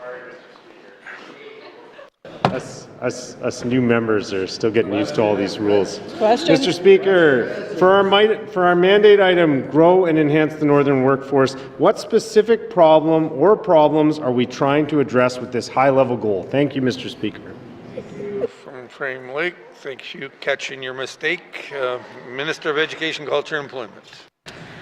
Mr. Speaker, it is very hard for me not to speak for the next 12 and a half minutes about this question, but I won't. Do it. So, Mr. Speaker, with this high level, what is meant by this high level statement, obviously we want to grow our workforce. We want more people involved in our workforce. We want to enhance our workforce. I will slow down, my apologies. We want the people who are involved in our workforce to have the opportunity to grow their skills and to take advantage of other opportunities. Thank you, Mr. Speaker. Minister of Education, Culture and Employment. Member from Frame Lake. Thank you, Mr. Speaker. What the minister shared there was quite vague. What I'm trying to narrow in on is what problem are we trying to solve? What are the issues in our workforce that we're trying to solve? Is it the fact that employment at the mines has only reached about 40% northern over the years? Like, are there specific issues we're trying to address with this goal? Do we even know? Thank you, Mr. Speaker. Member from Frame Lake, Minister of Education, Culture and Employment. Thank you very much, Mr. Speaker. Mr. Speaker, we're trying to ensure that more residents are graduating from high school, more residents are attending post-secondary, more residents are having meaningful employment within the workforces of the NWT, and I think that that's key. I think it's about growing and enhancing our workforce. I understand from the member, though, that there's an opportunity to constantly improve the documents that we do put out, and that's why I think it's also important to reflect on the fact that our business plans are living documents, and based on the feedback from the member last year, continue to make improvements, and these are conversations that will continue to shape documents next year. There are some good measurables in the document as well, though, and have the member to thank for that, along with his colleagues for some of their feedback, but increasing the number of employed income assistance clients. The number of students accessing our career education advisors, the number of SNAP students, the number of students accessing student financial assistance. There are some great numbers in there that are measurable. Thank you. Minister of Education, Culture and Employment. Final supplementary. Member from Frame Lake. Thank you, Mr. Speaker. So, Mr. Speaker, I guess to get to the point of my statement, why are some of ECE's targets on this item so vague? There are items that are very specific, like the 10% one I listed in my statement. But for example, our post-secondary education goal is simply to maintain or grow. It doesn't say how much, it doesn't say when. Can we get a commitment from the minister for these items in the growing and enhancing our northern workforce goals in the business plans, that we will get achievable, measurable goals attached to those items in the business plans? Thank you, Mr. Speaker. Member from Frame Lake, Minister of Education, Culture and Employment.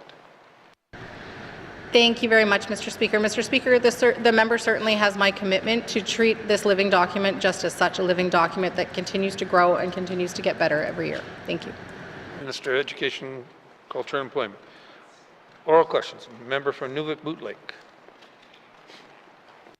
Thank you, Mr. Speaker. Mr. Speaker, following up on my member statement, I did mention in there that I know the minister is aware that childcare providers are required to complete the essentials course in order to be a childcare provider, either in a day home or in a center. Mr. Speaker, oftentimes, providers may have English as a second language or may require some assistance. Does the department provide assistance, or what assistance does the department provide to the individuals who are taking these courses? Thank you. Thank you. Member from Nunavut Lake, Minister of Education, Culture and Employment. Thank you very much, Mr. Speaker. Mr. Speaker, the Department of Education, Culture and Employment can certainly provide supports to people who need it. In the example the member used, for example, where people have English as a second language, the supports afforded are certainly determined on a case-by-case basis, and people who require supports can email earlylearning@gov.nt.ca. Thank you. Minister of Education, Culture and Employment. Member from Nunavut Lake. Thank you, Mr. Speaker. And and I would hope that that support is offered through the department to ensure that these providers can get the help they need to get these courses as quickly as possible, and including the certification process. Mr. Speaker, and the Minister mentioned the $3.5 million that was added to the budget last year for the wage subsidy. Can the Minister confirm that funding will once again be continued through the funding this fiscal year? Thank you. Newt-Bootlick, Minister of Education, Culture and Employment. Thank you very much, Mr. Speaker. So when we did receive that funding within Education, Culture and Employment, it was indicated that it would need to be a go-forward funding, not just a one-off funding. Thank you. Minister of Education, Culture and Employment. Final supplementary. Member from Newt-Bootlick. Thank you, Mr. Speaker, and thank you for that. That is indeed excellent news. I guess I would ask if the Minister can commit to giving us a kind of a costed plan on how the department intends to reach the 300 spaces that by 2026 that was intended when the agreement was signed with the federal government. Thank you. Member from Newt-Bootlick, Minister of Education, Culture and Employment. Thank you very much, Mr. Speaker. Mr. Speaker, it's not going to be a one-size-fits-all for what that looks like across the territory. The 300 spaces are certainly clear across the Northwest Territories. For example, we are repurposing modular classrooms into ELCC spaces. We are looking at, how I can work with some of my colleagues on some of their infrastructure builds in order to use minimal funds to pull some spaces out of there. Some of them, of course, will end up being day homes, and so in people's homes. And so it's not a matter of 300 daycare spaces in this type of facility. We're really looking at the whole gambit of how we get to these 300 spaces and support the needs of Northerners as far as childcare. Thank you. Minister of Education, Culture and Employment. Oral questions. Member from Great Slave. Thank you, Mr. Speaker. Mr. Speaker, my question is to the Minister of Infrastructure. Very similarly to the Minister of Health and Social Services just earlier, will the Minister please work with her colleague at ECE to make sure that folks with expiring work visas can have an extension on their driver's licenses? Thank you, Mr. Speaker. Member from Great Slave, Minister of Infrastructure.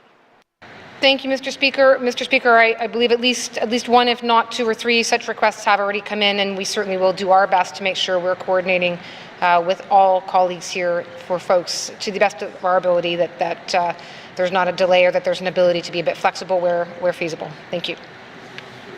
Sure. Oral questions. Member from Yonley Centre. All right. Thank you, Mr. Speaker. Mr. Speaker, I have questions for the Minister of Education, Culture and Employment, and it's regarding the Trades and Occupation Wage Subsidy Program.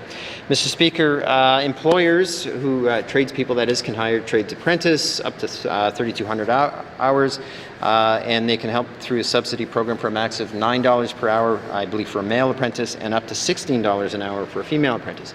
All excellent. My question starts with, when was the last time this program subsidy has been reviewed, if the Minister is aware of that? Thank you. Member from Yonley Centre, Minister of Education, Culture and Employment.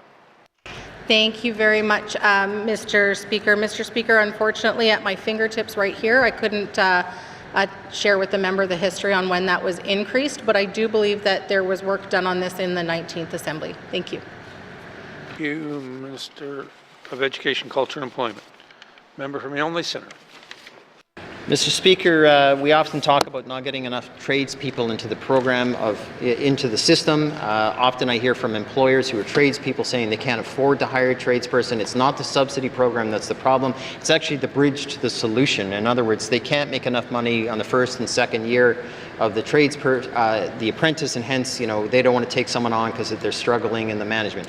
Mr. Speaker, is there a way to revisit this particular initiative to take some analysis as to our return on investment? In other words, if we bump the subsidy up, do we think we get more trades apprentices into the program and meet the needs of Northerners? Does the Minister, could the Minister see an opportunity of doing some type of evaluation like that? Thank you.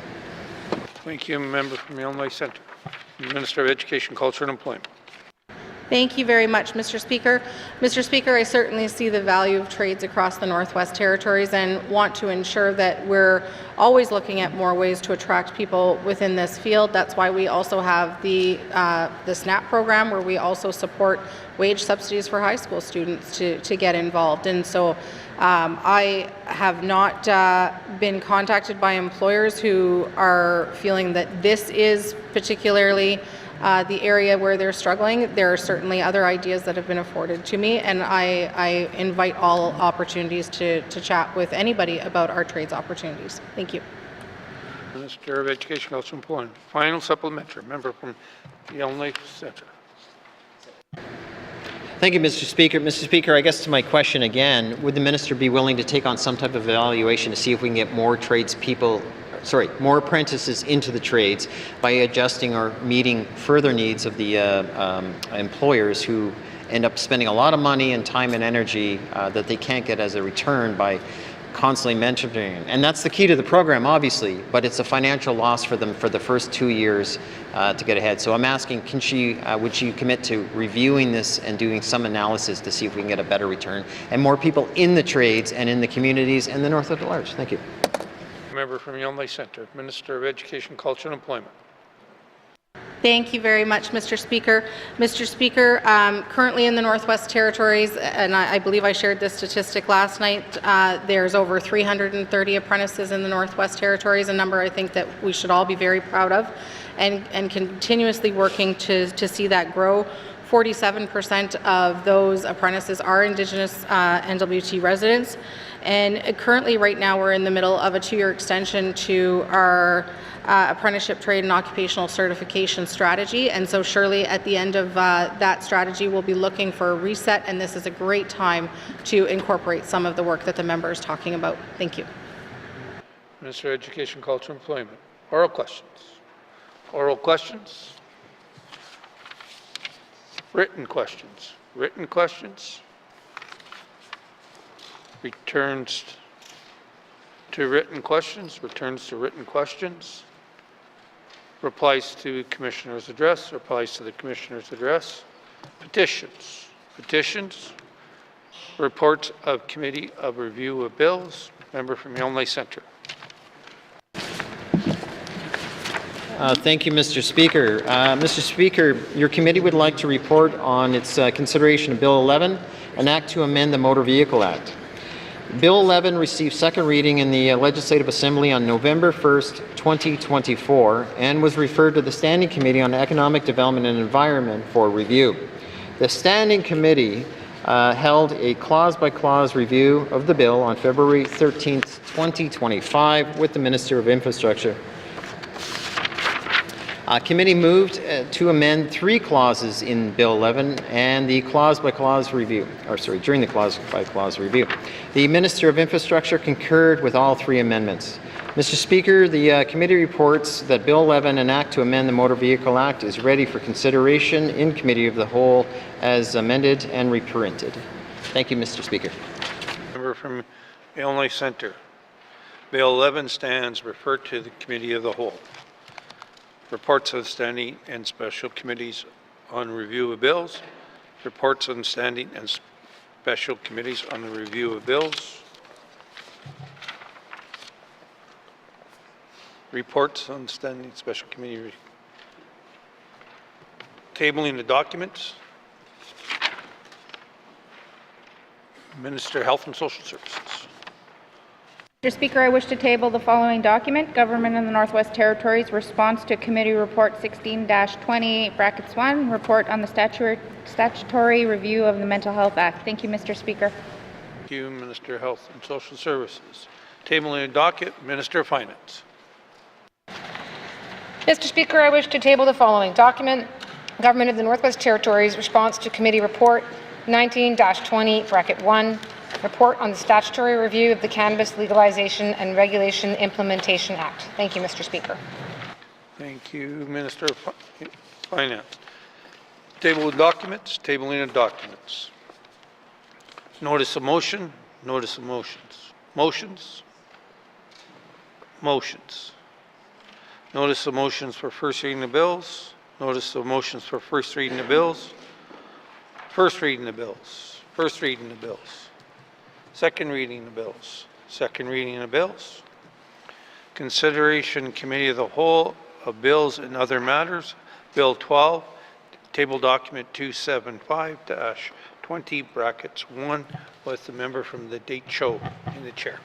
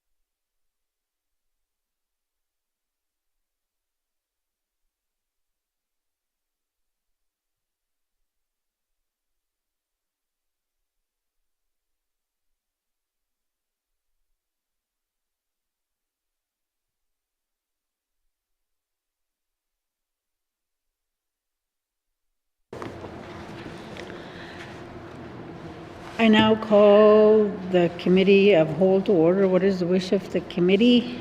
Member for Nuvik Bootleg. Thank you, Madam Chair. Madam Chair, the committee wishes to consider Bill 12, Business Day Statute Law Amendment Act, and table document 275-20 brackets 1, 2025-2026 main estimates, education, culture, and employment, housing, Northwest Territories. Thank you, Madam Chair. Does the committee agree? Thank you, committee. We will take a short break and resume.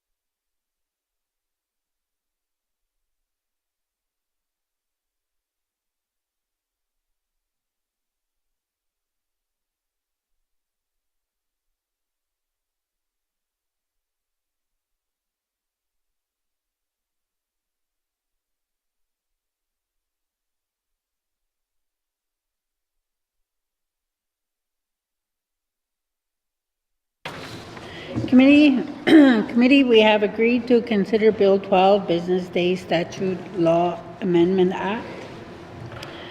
I will ask the Minister of Justice to introduce the bill. Thank you, Madam Chair. I'm here today to present Bill 12, Business Day Statute Law Amendment Act. The purpose of Bill 12 is to fix an error that was made in 2017 when amendments to the Interpretation Act resulted in some government offices technically being required to be open on Sundays. This was not the intent of the changes in 2017. Bill 12 will amend 4 pieces of legislation to deal with this problem and to ensure Sundays are not interpreted as business days, including subsection 150 brackets 5 of the Business Corporations Act, section 59 of the Consumer Protection Act, section 62 of the Judicature Act, and section 24 subsection 2 of the Mechanics Lien Act. This concludes my opening remarks, and I'd be pleased to answer any questions. Thank you, Madam Chair. Would the Minister like to bring witnesses into the chamber? Yes, Madam Chair. Does committee agree? Sergeant at Arms, please escort the witnesses into the chamber.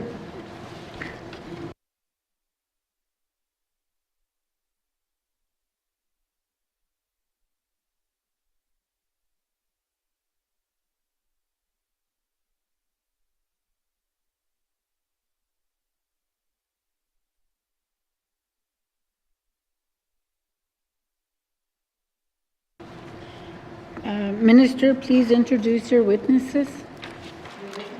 With me today, I have Victoria Carmichael, Legislative Counsel with the Department of Justice. Thank you. I will now turn to the chair of the Standing Committee on Government Operations, the committee that reviewed the bill, for any opening comments on Bill 12. Mr. Moore. Thank you, Madam Chair. The comments are certainly brief. Madam Chair, Bill 12, Business Day Statute Law Amendment Act, received second reading in the Legislative Assembly on October 30th, 2024, and was referred to the Standing Committee on Government Operations for review. On February 10th, 2025, the Standing Committee held a public hearing with the Minister of Justice and completed its clause-by-clause review of the bill. I thank the committee for their efforts in reviewing this legislation. Individual members may have additional comments. Thank you, Madam Chair.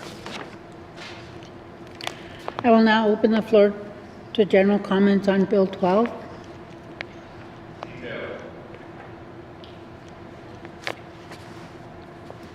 We can proceed to a clause-by-clause review of the bill. Committee? Okay. Committee, we will defer the bill number and title until after consideration of the clauses. Please turn to page 1 of the bill.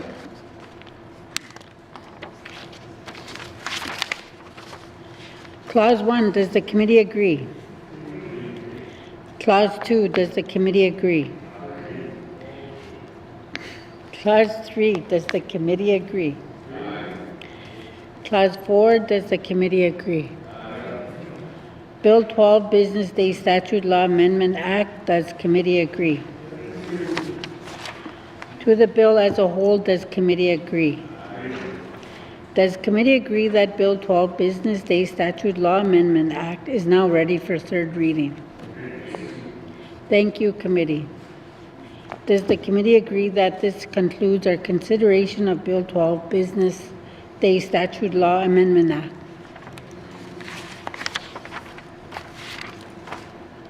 Thank you, Minister, and thanks to your witness.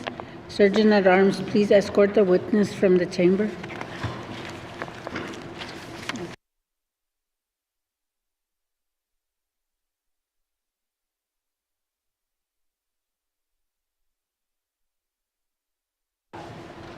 Committee, we have agreed to consider table document 275-20 brackets 1, 2025-2026 main estimates. We will now consider the Department of Education, Culture and Employment.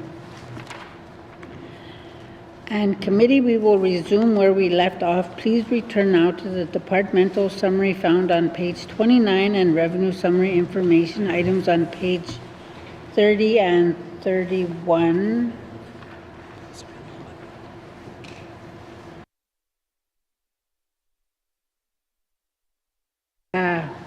We'll invite the minister to go and, you have witnesses? No. Okay.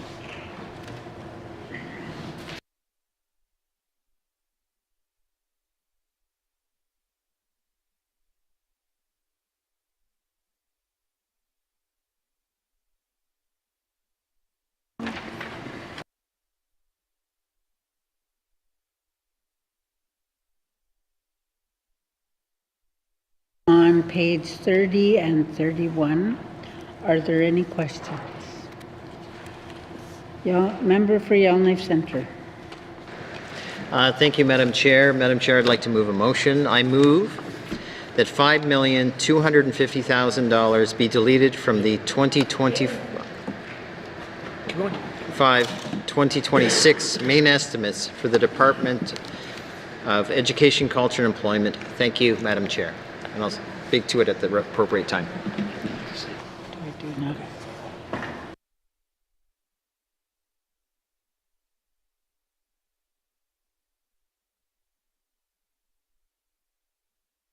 Motion is on the floor. To the motion, member for Yellowknife Centre. Thank you, Madam Chair. I just wanted to introduce the details of why the motion is here and the dollar amounts and the process or purpose. So, Madam Chair, it's no surprise to my colleagues that I should say we were all taken by surprise of the decision by Aurora College to cut the community learning centres. Now, that said, being kept in the dark is one thing, but then we find out that they want to keep the money, the over $7 million appropriated towards this. That said, the program, if I understand it correctly, is intended to run until June. And again, if I understand that correctly. So what I did was I took 1/4 of the year off, and that's the difference of how we get from $7 million to $5,250,000, and that's how we get the number. Madam Chair, now let's get down to the nuts and bolts. The issue boils down to is you can't cut a program and keep the money, first of all. And the way it's being speculated right now is, well, don't worry, trust us. I mean, there's no program that I'm aware of. We just give people money and just say, figure it out or talk about it. This is called business plans. We're doing budgeting. Money is attached to a purpose. I feel incredibly, I don't know how to say it even larger than that, like enormously uncomfortable of leaving $5 million, $5,250,000 in the hands of just trust us. Now, I believe in the principles and purpose of the community learning centers. As a matter of fact, the fact is, if they weren't working, I wish we'd heard more. We may have had some fantastic suggestions, some good, some less good. That's the nature of what we do. But that said, I wish we'd had a conversation rather than this outright, this is being cut. Furthermore, there's other considerations that really impact this decision to, again, unilaterally cut them. Employment in that community, inspiration in those communities. The fact is, it's a beacon of hope, and that's been torn out from people. I mean, back to the conversation about where was the conversation. Often, again, I brought it up today, we talk about trying to work together. Where was the conversation with members on this side of the House saying, we're having a problem, and this is our solution? So, without going on too long, but it's key, I want community learning centers. I want some solution. And I would tell the government at any moment, I would support them bringing back a costed plan and initiative. And I would certainly vote in favor of that. It's not about just trying to take the money away from the department. That's not what it's about. It's about taking away from money without a purpose, and then it'll just be spent. And if anyone tries to tell us it won't be treated as some type of form of slush fund or special project fund or unaccountable fund, we will never see the details of this, regardless of how many promises and commitments we get here today. We will hear, don't worry, we'll be accountable with the money. Yes, I believe it'll be used in the most bureaucratic stewardship way. In other words, I don't believe we'll be buying donuts with it. That said, someone will go, well, we haven't ever been able to fund this study. We've never been able to paint the building. We've never been able to do X, Y, Z. So we're going to use the money that way. The purpose of this money is intended for community learning centers, and if they're not going to use it for community learning centers, I'd say they don't need it.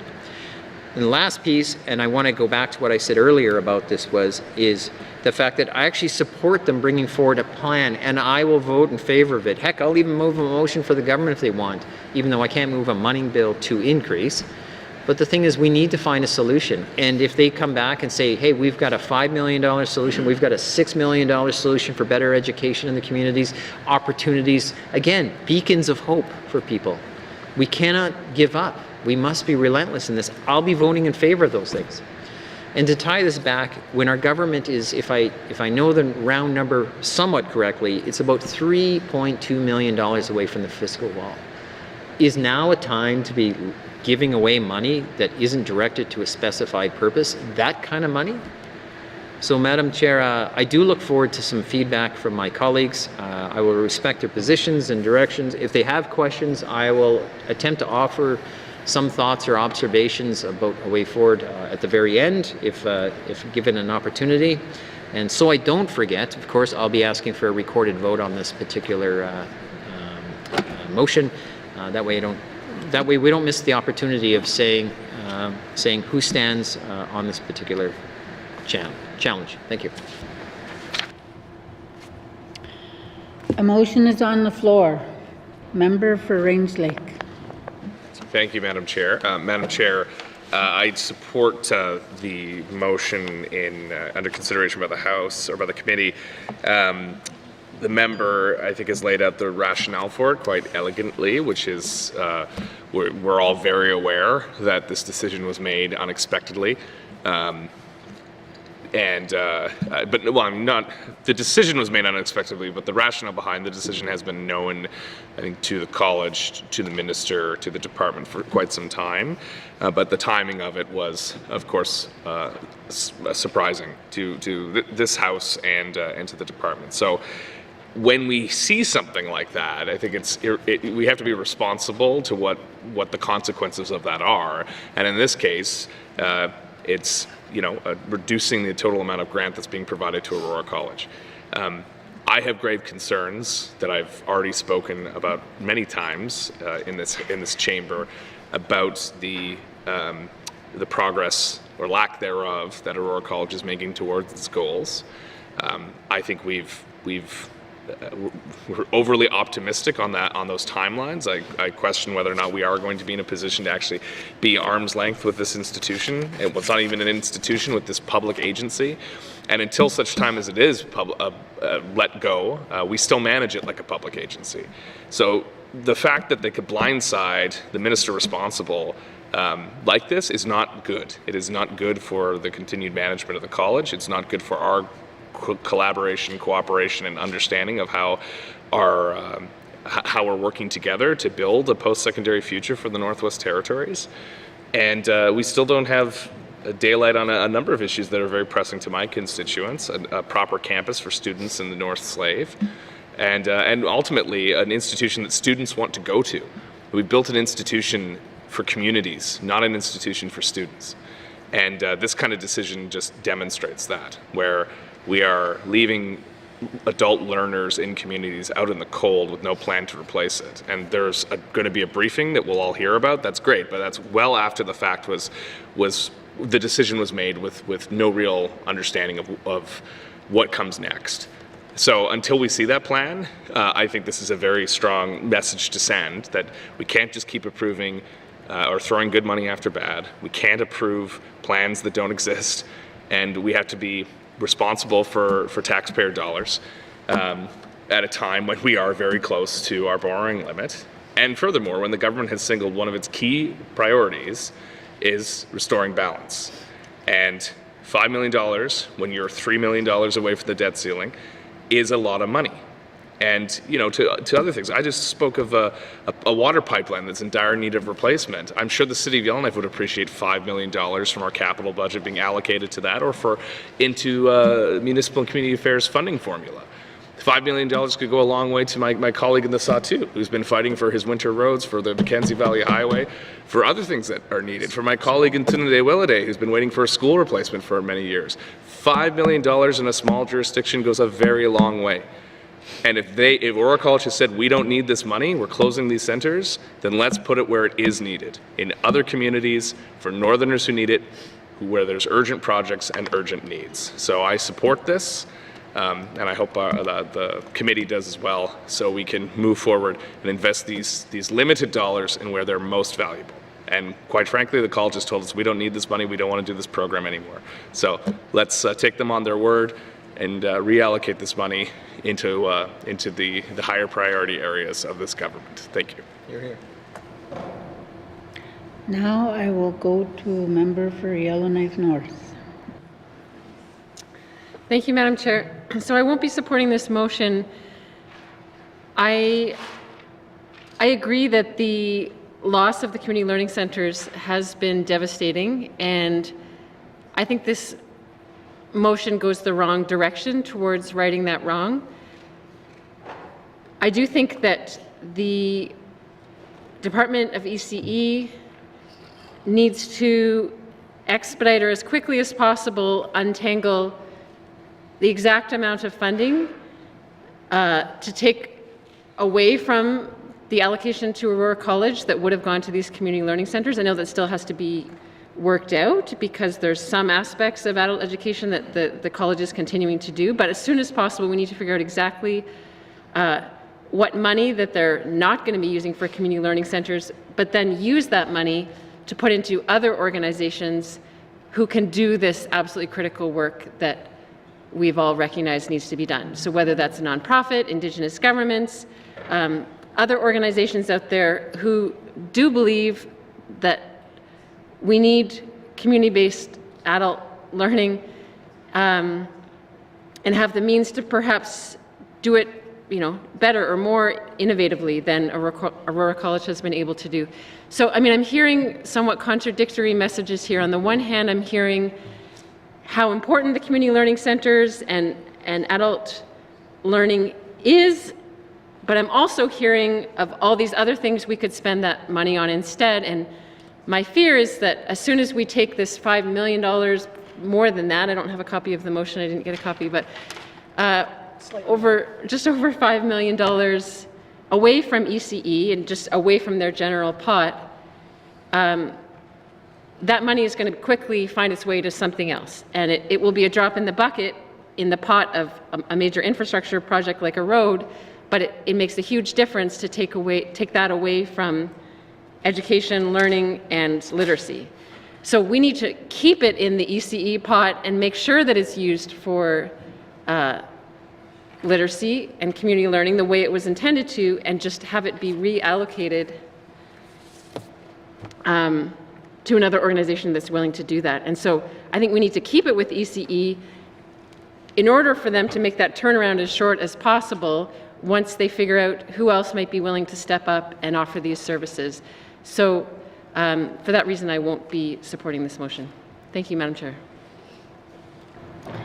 Next, I will go to the member for Great Slave. Thank you, Madam Chair. Madam Chair, although I can appreciate what my colleague from Yellowknife North just said, and I also appreciate the intent of this motion. So I've heard my colleagues, the regular members' side, especially my colleagues with CLCs in their communities. I want to support their frustration, their constituents' frustration. And in discussion with my colleagues and staff, I understand that this funding can be restored in a SUP should the briefing with Aurora College coming up prove fruitful. And in that regard, I am comfortable with supporting this motion, which to my mind is a protest motion for my colleagues who have CLCs in their communities. Thank you, Madam Chair. Thank you. Next, I have member for Inuvik Bootleg. Thank you, Madam Chair. Madam Chair, adult education, learning, it's in our mandate. It's part of what we provide as a government. For me, this is about lack of consultation before such what I would consider a somewhat radical decision. There are many people and will be many people affected by the closures of the learning centres. And for me, the reason I would support this motion is what I would hope is that, if Aurora College decides that it no longer wants to provide this service, then I would suggest that ECE, under its mandate, use this funding to continue the support for the learning centres and take it in-house, in-department, if the Aurora College no longer wants to do it. Having said that, Madam Chair, if Aurora College does come back, as my colleague Ms. Reid has said, if they come back with a plan that does indeed look at continuing with the learning centres, then yeah, I would happily vote for a supplemental appropriation to get this funding back and to ensure that this important work is being done. But we haven't seen that plan. And Madam Chair, I don't even know, I mean, $5 million is the number, and I understand my colleague from Yonge Lake Centre come up with that number. Is that number appropriate? Well, the MOU at this point, I think, sits with the minister, so the minister knows what that funding is, and if that funding is not the number, then she can certainly give us the amount in that MOU that does signify what the amount is to run these learning centres. But for now, I think it's an important message to send. It's certainly affected the members of my riding, as it has others. I've heard loud and clear from constituents saying, if the college is not going to do it, who's going to do it? And in my opinion, that should be the Department of Education, Culture and Employment. And if so, if they're going to do it, then it stands to reason that the college no longer requires the funding to do it, and we will take it on ourselves. So for those reasons, Madam Chair, I will be supporting this motion. Thank you. Member for the Satu. Thank you, Madam Chair. I received a number of communications and a letter from the regional leadership in the Satu sharing their frustration to the announcement made to close the learning centres. And I don't see a need. I will support this motion. I don't see a need to give money to an operation that's going to shut their doors. But as previous colleagues have come back with a plan, and we'll reinstate that funding. There's just different conventions and different options to appropriate that money there. But ultimately, there was a plan that was drafted to keep the doors open in these learning centers, but it wasn't executed. It was drafted by the Aurora College last August. But that plan never went anyplace.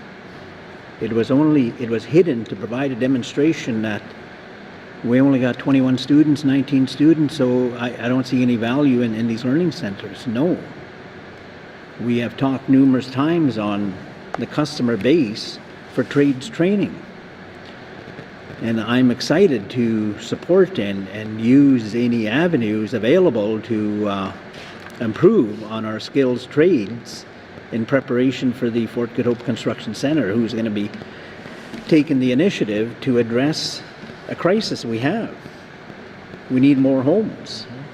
This building will build more homes. But certainly it needs skills tradespeople to be in compliance with the National Building Codes. So I'm willing to share this plan that we have researched, and maybe that plan could be resubmitted to reinstate the funds. But as of now, we're not concluded on the budget yet. We're just deferring it with the information at hand, which gives us the option to support the motion for withholding the operations of these community learning centers. So as said there, Madam Chair, I'll be supporting this motion. Masi. Member from Trinidad Welladay. Thank you, Madam Chair. Since the 19th Assembly, I've been bringing to this House about the issues of education in our small communities, and in particular in Tutsuke, where the leadership contacts me saying that they're still waiting to fill positions at the Adult Education Center. And I brought it here to the House. I raised it on the floor. I was assured that it was going to be looked at and that position is going to be filled. Here we are now going to the 20th Assembly, a year into the mandate, and yet that position hasn't been filled. Right now as it is, when I first heard about the cuts to the small communities on the education learning centers, I had to read it on cabin radio, and I was a little disappointed that we had to, every time something has to happen, we have to go there and read it. My concern here is that, this issue of restoring balance of this government, and right now as it is, we're talking about $5 million that they brought forward, and they're trying to figure out how we could use that money, but right now they don't need it. But at this point in time, we could always come back and revisit, as mentioned by my colleagues. Right now, as it is, every time I go back to Fort Resolution, I drive by the Adult Learning Center, and they have a teacher there, and she's concerned because her job is only there till June. And what happens after that? It's a good thing that here in Dilo and Deta, we do use the facilities at the college. But the thing is that we have nothing in our community of Deta and Dilo. We have some places where we could probably put them, but we're concerned. Every time our kid graduates from high school, they're about 2 grades behind. And if they want to go to college or university, we have to go to upgrading. And here we're now in our small community through the Fort Resolution. That's what happens. So, Madam Chair, I will support this motion. I just hope that, again, I just want to say that small communities do matter. Merci. Next, I have the Minister of Education, Culture and Employment. Thank you very much, Premier. Thank you, Madam Chair. I'm going to start off by pointing out a couple things that I heard from across the floor. So this motion deletes $5,250,000 from the main estimates for ECE. Does not speak to Aurora College, does not speak to deferral. It simply deletes the money. This is not a place this on hold. It's not deferring Education, Culture and Employment's budget until after the briefing with Aurora College next week. It is a deletion. The other comment in regards to reading about it on cabin radio, all of us did receive a public service announcement in the morning before this appeared on cabin radio. So I think that is important to note there. I do have let me back up a second. I want to first acknowledge that absolutely this was a shock to members of this House. It was a shock to the constituents that they serve, and I think it's important to recognize that.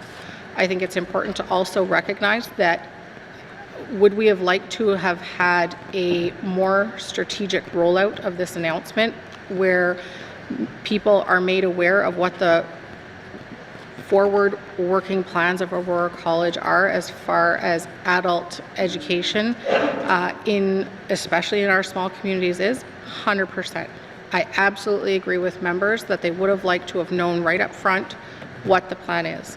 That meeting is booked with Aurora College for next week, where next week Aurora College will come and sit in front of members and explain to them what their plan is. Aurora College never said, we don't want to be a part of this, we're walking away, we're going to have nothing to do with it. And I know there were some comments to that effect on the other side of the House. Aurora College said, how we're doing this isn't working. It isn't serving Northerners to the best of our ability, and we want to rethink that. So they are asking to come forward with a new plan and do it better. I do appreciate, though, that it is hard to wait that time and this period of limbo to work on that. I think there's a couple of very important pieces that members do really need to know. If this money is gone, there is no ability for ECE or Aurora College to do the plans that they are putting together as far as shifting from what is happening right now. In addition to that, I also think it's worthwhile noting that the money for CLCs is also there to ensure that any impacted employees in small communities are paid during the layoff notice period. That is incredibly important to the people of small communities in this House. In addition, if Aurora College is, first of all, going to execute their plan in short order, they're going to need funding to do that. They're not planning to do nothing. They're not planning to not use the funding. The job that I have right now is determining if there are gaps left over within access to education, within our adult education in small communities. And so if there's a gap that I then need to fill as within the department, I won't have the funding to do that either.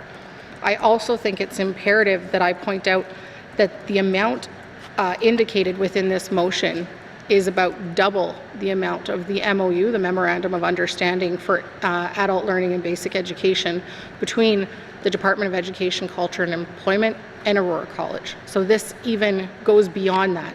So this motion is going to absolutely have a negative impact on adult learning in small communities, and more so than I think the member even intends.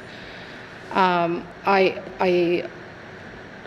think it's clear that I don't support the motion. I hope that members come to the briefing next week. I believe I get off a plane and go pretty much straight to it, which I'm happy to. I think it's a very important briefing. Very much look forward to sitting with members and having this very important conversation. I think it's incredibly important. There is absolutely no part of me that feels that we don't need to be doing more for adult education, especially in small communities. But by taking money away from small communities, we're not going to get there. Thank you, Madam Chair. Next, I have Minister of Finance. Thank you, Madam Chair. Madam Chair, the MLA for Chem Lake, I think, touched on majority of what I wanted to ensure was clear, which namely is that this is, again, voting to take $5 million out of a budget for a department takes $5+ million out of the budget for the department, period. There is no guarantee as to whether or not Aurora College will or will not come back with a plan that any of us find palatable. There is no guarantee that ECE will be able to find other staff, since they will not have the $5 million allocated to this initiative, that they'll have other staff to support developing a plan that any of us find palatable. What we're just doing is taking this money away out of protest. So I understand the idea that there's a protest desire. And again, Madam Chair, I think many of us have said that we were also quite frustrated with how this came to pass. Unfortunately, Madam Chair, this motion has come by surprise to everyone in Cabinet. We are not well placed, being surprised, to be able to do any kind of analysis of whether or where money could be found to pay for staff in small communities on notice. We're not being surprised, well placed to say whether or how we could find money on the interim to develop an alternative plan. Not well placed to say if there's an opportunity to restrict funding that could allow that work to continue to keep the $5 million. There are these other tools, there may be these other ways. We didn't know this was coming. So we can scramble to try to get our staff who are sitting back and listening to all of us to give us quick analysis. What can we do? Are there tools? Are there things? What can we do?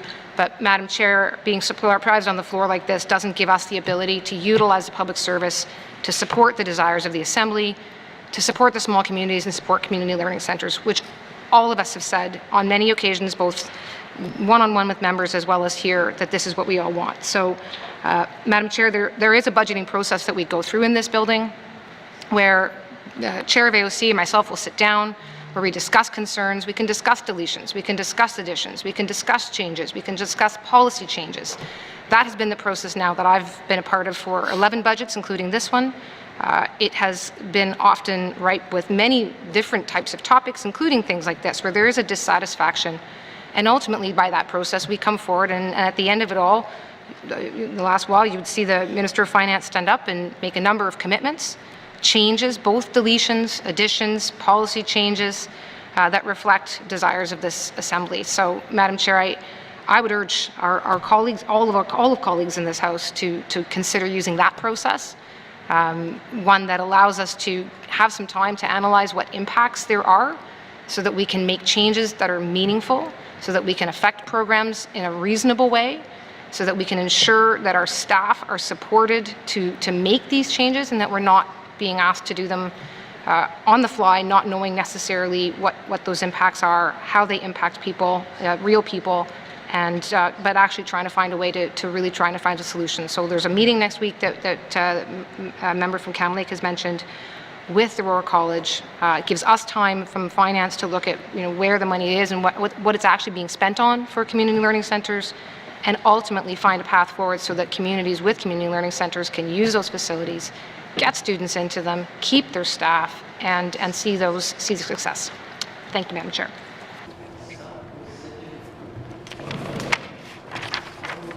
To close the motion on this debate? No, sorry. Mr. Morse.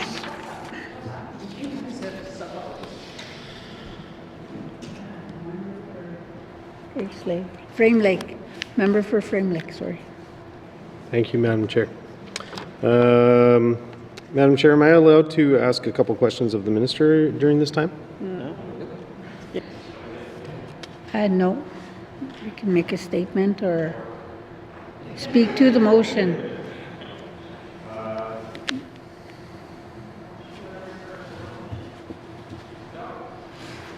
Thank you. You can speak to the motion. Thank you, Madam Chair. Okay. What I was hoping to ask from the Minister is, she mentioned that this motion is double the MOU that that ECE has with the college. I would have liked to know that number.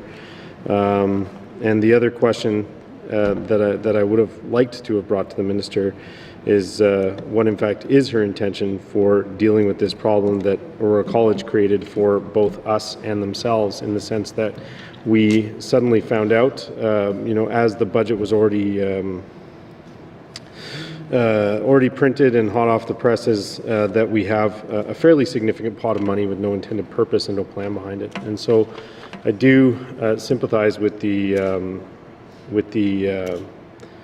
intent of the motion, in the sense that it sends a clear message that you don't get to just cut things away from the communities without talking to the Minister, talking to the MLAs, and discussing what the plan is going to be going forward, so we can all understand what's happening. And I think I spoke to this in a member statement when the news first came out, that I really am hoping to see better coordination between the Minister and between the college, because it just seems like right now that collaboration that needs to be happening between the two entities that are responsible for the college just doesn't seem to be happening. And I understand that there is decision-making authority with the college, but the Minister needs to be involved in what's going on as well. And so what I'm hoping for is to see a plan come forward, for what's going to be done with the CLCs. We haven't seen that. And a plan for what is going to happen with this funding, because right now the college just gets to sit on it, as far as we know, and we haven't heard a plan from the Minister that she's pulling a certain amount of funding away. And so we're left not really knowing what's happening with the money. A couple of members have noted that, if a plan were to come forward, or some of the items that were noted by the Minister for ECE and the Minister for Finance, that it is possible to bring subs forward for those things. If we wanted to if we wanted to simply support staff through the notice period, if we wanted to have a full-blown plan for how the CLCs are going to be dealt with. So I think there are opportunities that the department can bring ideas forward to us, bring them forward for debate. We'll discuss them. We can approve the funding at that time. But as of right now, there isn't a plan for what to do with this money. To the motion itself, I mean, I think I have a few difficulties with it. I would have much preferred that the motion came forward in such a way that deleted this out of the Aurora College line item in the budget. Unfortunately, the motion didn't come forward at that time. It's just come forward as a general cut from the department. So that leaves us in the position where money is being cut from the department, but technically we have no idea where that cut will be implemented or how. That's not stated in the motion itself. And so it is a general cut to the department that we're doing with the hope that in good faith the minister will pull this from Aurora College for now and set about creating a plan and coming forward with a supplementary estimate. The uncertainty that creates is certainly not the most desirable effect. I would have preferred, I think somewhere along the lines of one of my previous colleagues, that this was simply cut from the Aurora College line item and left in ECE in order to indicate that, you know, some of the members that spoke, or at least one of the members that spoke to taking this money and doing all sorts of other things with it. Well, I don't think that's the intent of everybody here. It certainly wouldn't be my intent. The idea is that this be used for adult learning, literacy, CLC operation, those various things. So to take it away in a general sense and then just say, well, we need to do better things with the money. Well, hold on a sec. That's a very different conversation. For those reasons, for the uncertainty that this creates and the uncertainty about what the motion actually means, I'm not comfortable supporting it. Thank you, Madam Chair.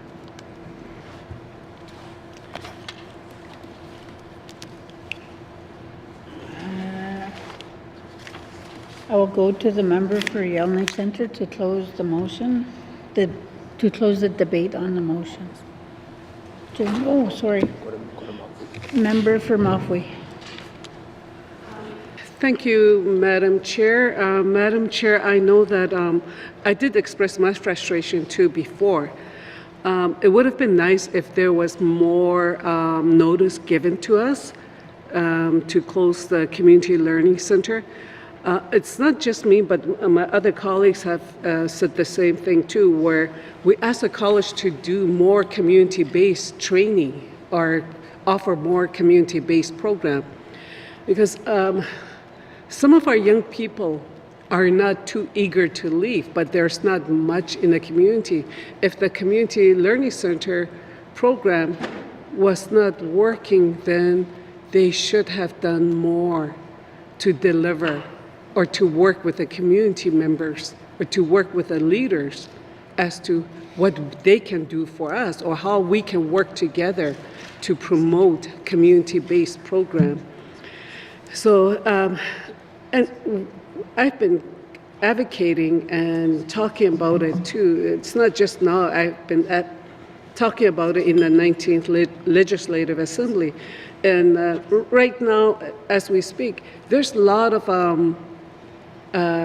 instructors at the community, working at as an adult educator. Some of them are teachers. Some of them are our own people. And right now, they are left without, as of June, some of them will be without jobs. Some of them are going to leave our community, I mean, especially our own people, because there's no other jobs for them. It's not only in Klitschko region, it's going to be in other regions as well. So just the way that it happened, where no notice given, I don't agree with how it was rolled out, especially to the small communities, and because this is really, really greatly needed in many of the small communities. it's being used by many community members where it's like an outreach for some of them. And with that in mind, I do support the motion. Thank you.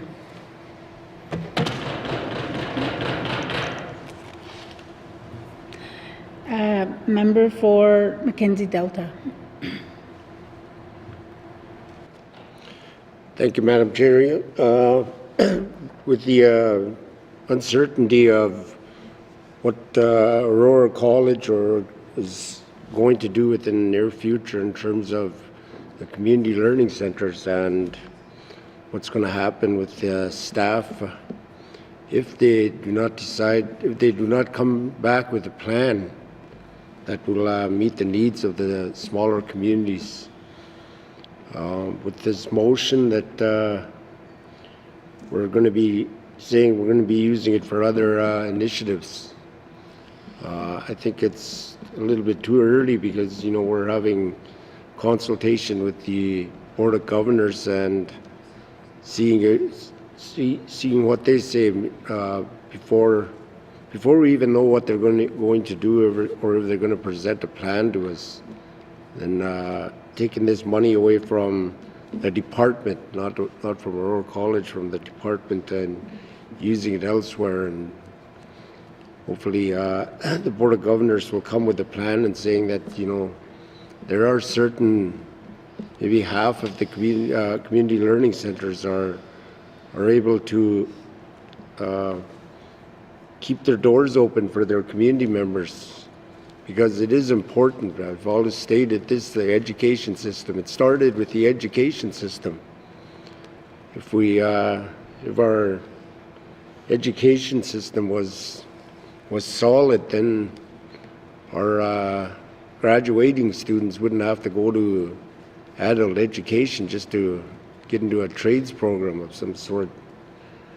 But it starts from there. Now we're having problems with Aurora College because they don't have the numbers to support these learning centers. But there are some community learning centers that are doing good work out there.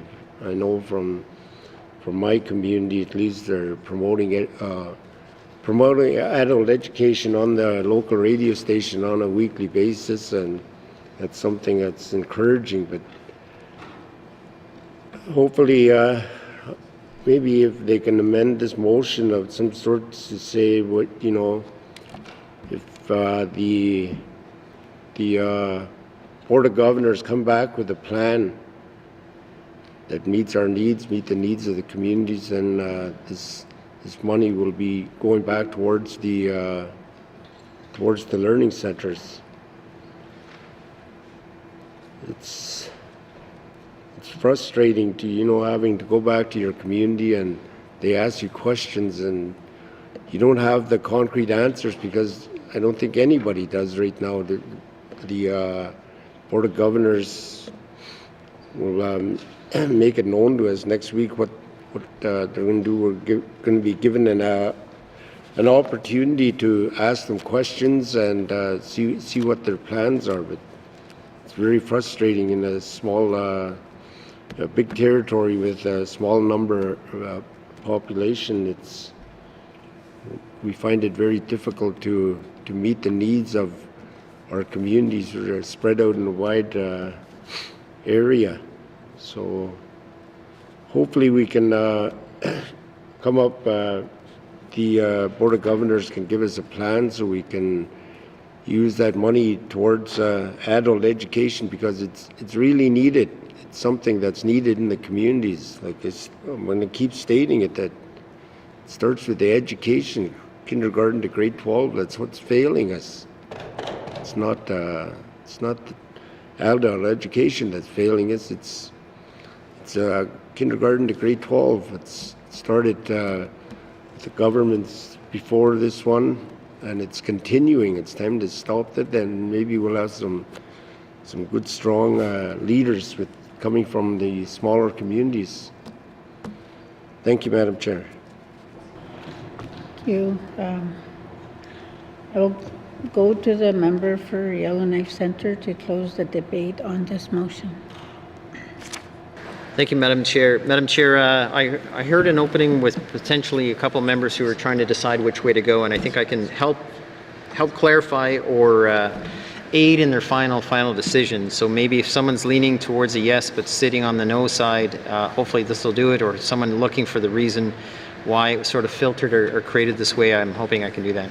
I just wanted to respond to a couple things. There's, Cabinet surprised by this motion. I assure you everybody on this House was surprised by this initiative in general, how it was cut. So I have seen a few budgets. I've seen a few potential cuts. I've seen cuts over the years. The sky does not fall regardless of how people try to characterize this.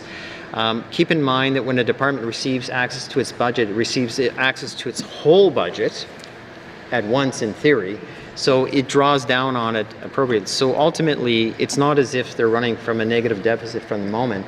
And some areas and some departments, this is a contribution to an agency, but some areas are allowed to run in deficits anyway. How the money could be spent was really just a rhetorical point. That's all it was, which is there is no counter. If there's no program, but someone's sitting on that money, what do you think is going to happen? And it's not for me to say, because I don't know. Nobody knows. That's the problem. Nobody really knows. To say we'll use it for planning or a study, I mean, we don't need a $5 million planning or study. So, I mean, every cut I have been seeing over the years, I mean, has been fought or argued as if people will jump from the buildings. Like, it's characterized as the worst thing that could happen. And you know what? I've never seen catastrophic failures. As far as something to keep in mind, so I think this is very important because a couple members did highlight this. Why on page 29? And I think that's a very, very good observation, as opposed to the line item in particular.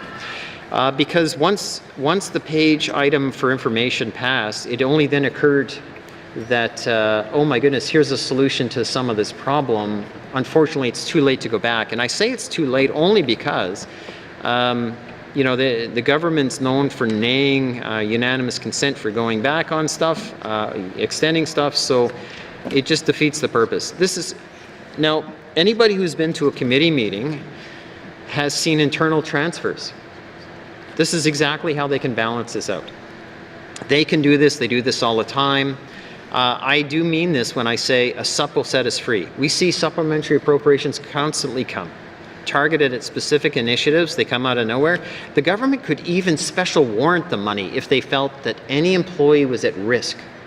The moment the legislature closes, when the mace walks out the door, the government has pretty much unfettered access to a special warrant based on operational needs, et cetera, et cetera. So there is no one wouldn't be funded or paid if it was important. So these realities of access to money, it's still there. The principle about the suggestion about more roads, more blah blah blah, that was just a principle about money could go elsewhere. I mean, we don't. To change operational money to capital money is not really on the table here, and I think it wasn't really the issue at large.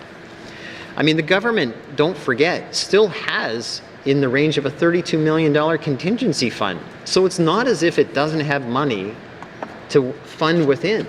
So anybody who thinks there isn't money there, there's money there. And as a matter of fact, there's a lot of money there. So there's nothing at risk that the lights won't be on for adult learners. I'm not singling out this member, but my God, I think it's right. The member from Mackenzie Delta is right. Like, the learning centers are kind of like the symptom of what we're not addressing at large. He's right. We don't need any learning centers if we have a quality education that people feel that they're connecting to. There's the solution, right? If they're getting the opportunities for good education and to tie that up so they could learn, move forward, absolutely right. But learning centers are a response to things not working.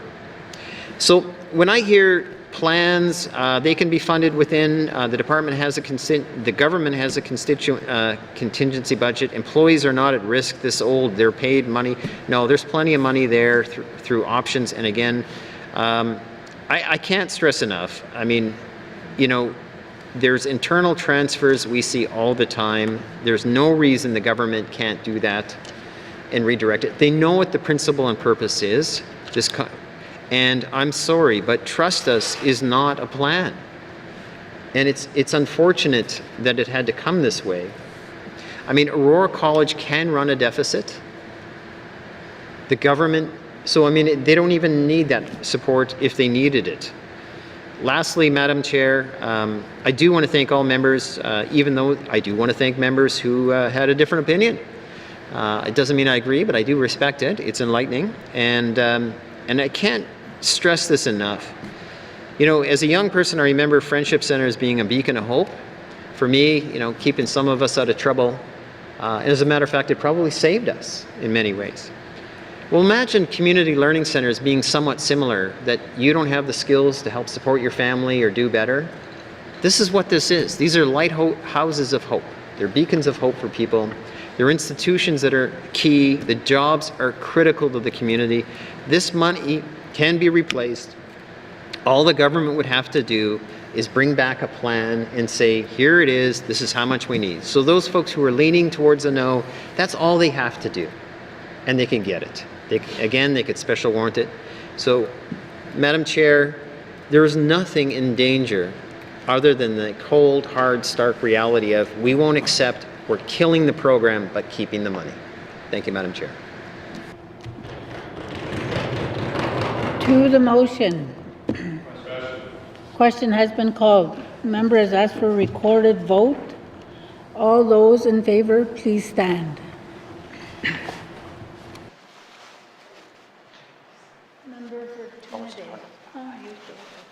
The member for Yellowknife Centre, the member for Range Lake, the member for Inuvik Boot Lake, the member for Montpuy, the member for Great Slave, the member for Mackenzie Delta, the member for Tundaday-Willaday, the member for Sawtooth.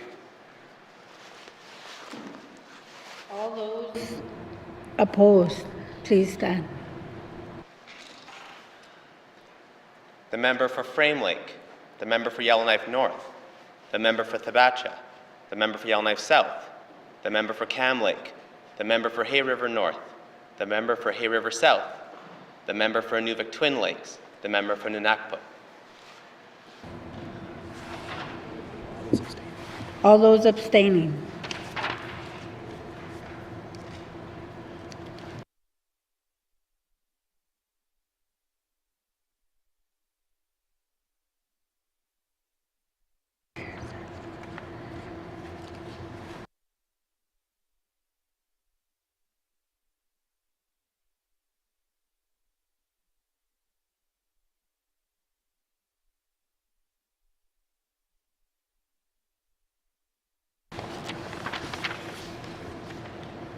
Eight yes, 9 no. The motion is defeated.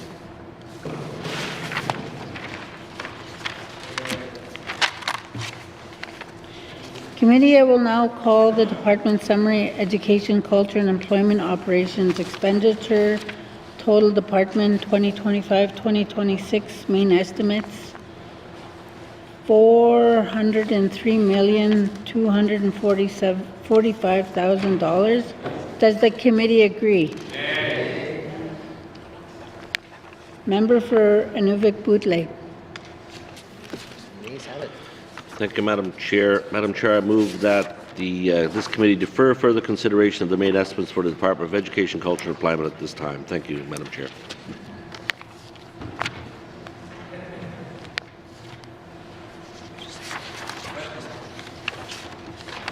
Motion is in order. Question's been called. All those in favor? All those opposed? Any abstentions? Motion's carried. Committee, I will now call a break. Thank you.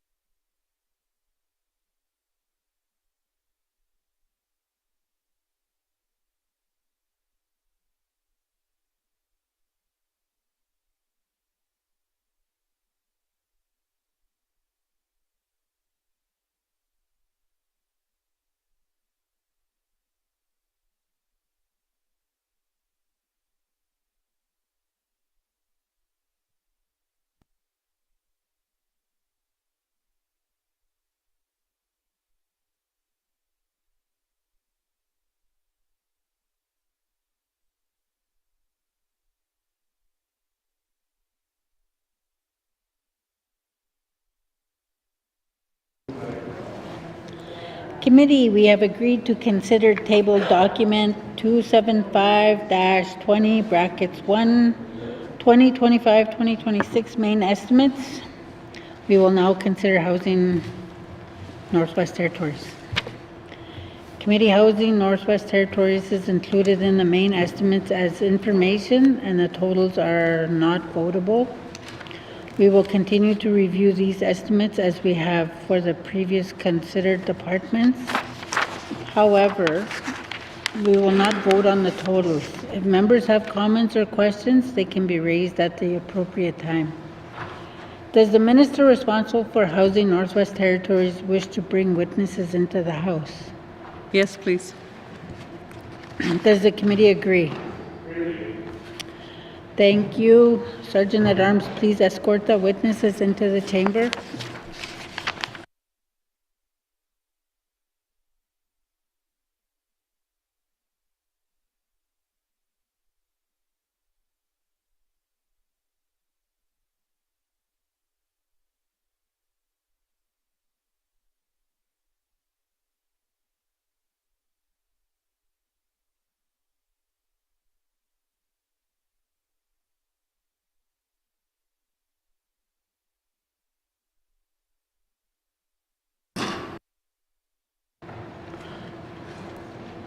Would the minister please introduce her witnesses?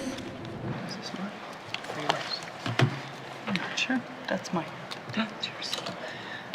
Madam Chair, to my right is the President of Housing NWT, Dr. Aaron Kelly, and to my left is the Vice President of Finance and Infrastructure, Mr. Jim Martin.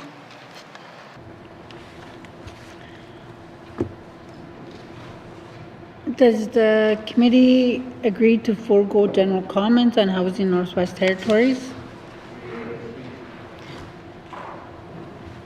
Seeing no more general comments, does the committee agree to proceed to the detail contained in the table document? Committee, we will defer the totals and review the estimates by activity summary, beginning with community housing services, starting on page 386. Are there any questions? Member for Great Slave. Thank you, Madam Chair. Madam Chair, in the Housing NWT business plan on page 36 of their business plan, there is a discussion around investment in security measures at $250,000 over 3 years. I assume that's for the public housing program, which is why I bring it up here. Madam Chair, can we please get a status update on all 11 multifamily dwellings in Yellowknife and what security measures are underway? Thank you. Minister of Housing and WT. Thank you, Madam Chair. The question around security measures with the Yellowknife public housing buildings, there's a number of buildings that are owned by Housing NWT, but there's a number of buildings also leased, apartments leased by Housing NWT. So what I suggest is that I would defer this over to the President of Housing NWT, Aaron Kelly. President of Housing NWT. Thank you, Madam Chair.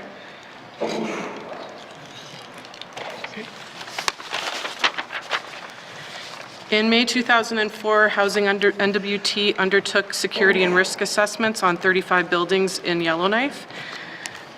Housing NWT continues to invest approximately $500,000 in security measures. I don't have the information by building. My colleague Jim may be able to answer that question. Thank you, Madam Chair. Vice President of Housing NWT. Okay, thank you, Madam Chair. So as President noted, this year we are investing $500,000 into additional security enhancements, equipment upgrades for a number of our multi-unit buildings here in Yellowknife. And I can just, there's a number of them, I can just quickly mention some of them here. Grayling Manor, sorry, just a second.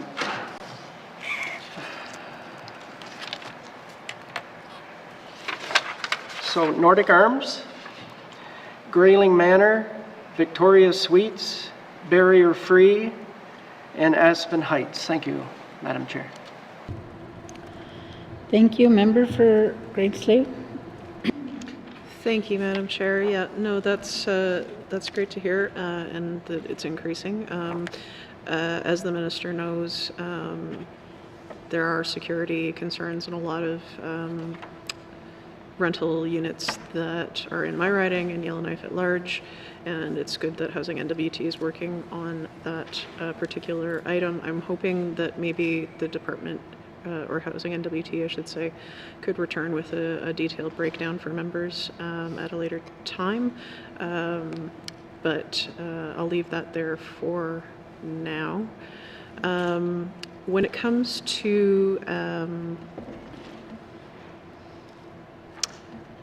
the units that they rent, is there not a removal of security coverage for public housing tenants in private properties that they rent in Yellowknife? Maybe the minister can clarify. Thank you, Madam Chair. Minister of Housing and WT. Madam Chair, if I can get clarification, the units that we lease? Yes. Okay, thank you, Madam Chair. We do lease a number of properties with Northview here in Yellowknife, and we also lease a number of units in Inuvik with Northview. With the leases here in Yellowknife, there is security provisions for those leases. In terms of the detail of those leases, I will defer that to the Vice President here, Mr. Jim Martin. Mr. Vice President, Housing NWT. Thank you.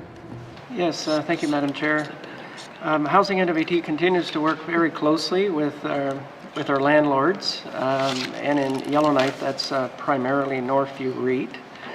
And we do have regular meetings with senior management, and over the last few years, we do know that there's been a significant number of investments made in those leased properties for security equipment and other measures.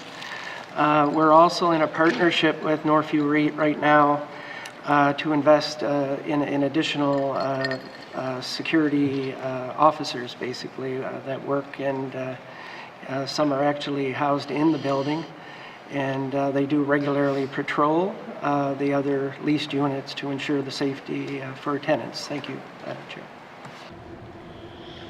Thank you. Member for Great Slave. Thank you, Madam Chair, and thank you for that. So maybe my request to the minister could be to sort of get a wholesome picture of what the security breakdown looks like for units both owned and leased in Yellowknife. Thank you, Madam Chair. And I guess I have one final question sort of for this section while I still have time on the clock, which is it's much more of a larger territorial scope question, but could Housing NWT advise as to how many new units they anticipate to enter their stock by the end of the Assembly? Thank you, Madam Chair. Minister of Housing and WT. Thank you, Madam Chair. The President, Dr. Erin Kelly, is going to provide a response to that. President Kelly. Thank you, Madam Chair. Housing NWT has delivered 59 units to date during the 20th Legislative Assembly, with another 88 units in construction. Thank you, Madam Chair. Member for Great Slave. Thanks. That's all for now, Madam Chair. Thank you. Okay. Next, I have member for Range Lake. Thank you, Madam Chair. Last fall, during the capital budget discussions, there was an agreement to bring forward a $50 million notional plan for NWT Housing to build new housing units, and that has we've been told that that's now become a not a notional plan, but an actual $50 million plan. So where can I find the $50 million plan in this budget? Thank you. Minister of Housing and WT. Thank you, Madam Chair. Talking to committee last fall about the notional plan, it was a $150 million notional plan over a 3-year period. And there was discussion back and forth with committee about how housing would, how they would design this, what the priorities would be, and there was discussion on that plan itself. To date, that plan is with Housing NWT. They have presented that plan to a committee of cabinet. There's still further discussion with that plan. It's now called an incremental plan. Thank you, Madam Chair. Member for Range Lake. Thank you. Sorry, can the minister just confirm an implementation plan? Oh, incremental plan. Okay, can I understand what that means? Because it's gone from sorry, I said $50 million. It was $150 million, but our understanding was to be $50 million a year. That sounds incremental to me. Is it not that? Is it something else? Thank you. Minister of Housing and WT. Thank you, Madam Chair. Incremental plan, meaning that we are looking at units across the Northwest Territories based on age of the housing units and also the need, utilizing the preliminary results of our territorial housing needs assessment. Thank you, Madam Chair. Member for Rains Lake, sorry. Thank you. So, thank you, Madam Chair. So, at the beginning of the assembly, I don't know, I think these numbers are correct, but it was going to be, 100 units were funded and were in the works from the 19th Assembly's mandate. When this assembly started, there were 148 under construction and 364 renovations planned. Are those numbers still accurate? Thank you. Thank you, Minister of Housing and WT. Thank you, Madam Chair. Mr. Martin here will provide you more information related to the commitments with the 100-unit build.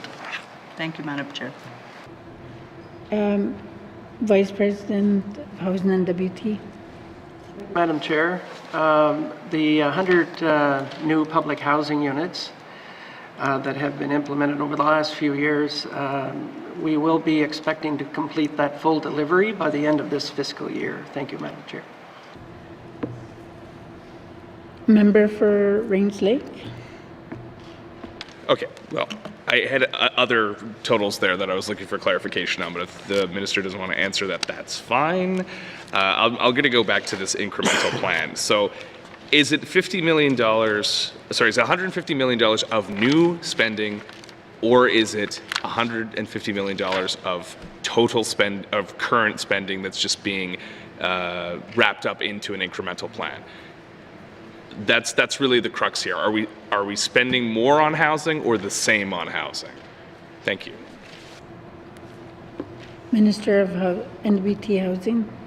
Thank you, Madam Chair. We are planning, and we have to plan, but we have to continue look for federal funding for this plan. Reached out to the Minister of Housing and Infrastructure Canada to talk about funding through the EARN pod that was announced last year by the federal government. We continue to advocate for these funds through either PT meetings or FPT meetings, and I have a meeting coming up tomorrow, an FPT meeting. But in terms of finding the funds, these we plan, but we again need to find the funds for this. Thank you, Madam Chair. Member for Range Lake. What is the estimated or projected or desired value of this incremental plan in dollar amount? Thank you. Minister of Housing and WT. Thank you, Madam Chair. The estimated amount is $50 million. Member for Range Lake. So has it gone from a $150 million notional plan to a $50 million incremental plan? Is that correct? Thank you. Minister of Housing and WT. Thank you, Madam Chair. $50 million for 1 year. Thank you, Madam Chair. Member for Range Lake. So it would still be, okay, so it would be 150 then, grand total for the life of this assembly. Thank you. Minister of Housing and WT. Thank you, Madam Chair. I just want to be clear, there is no funding for this plan yet. We continue to request funding for this plan through the federal government and the different departments, but we do have to work and provide planning and design and be prepared if there was to be anything approved by different funding pots with the federal government.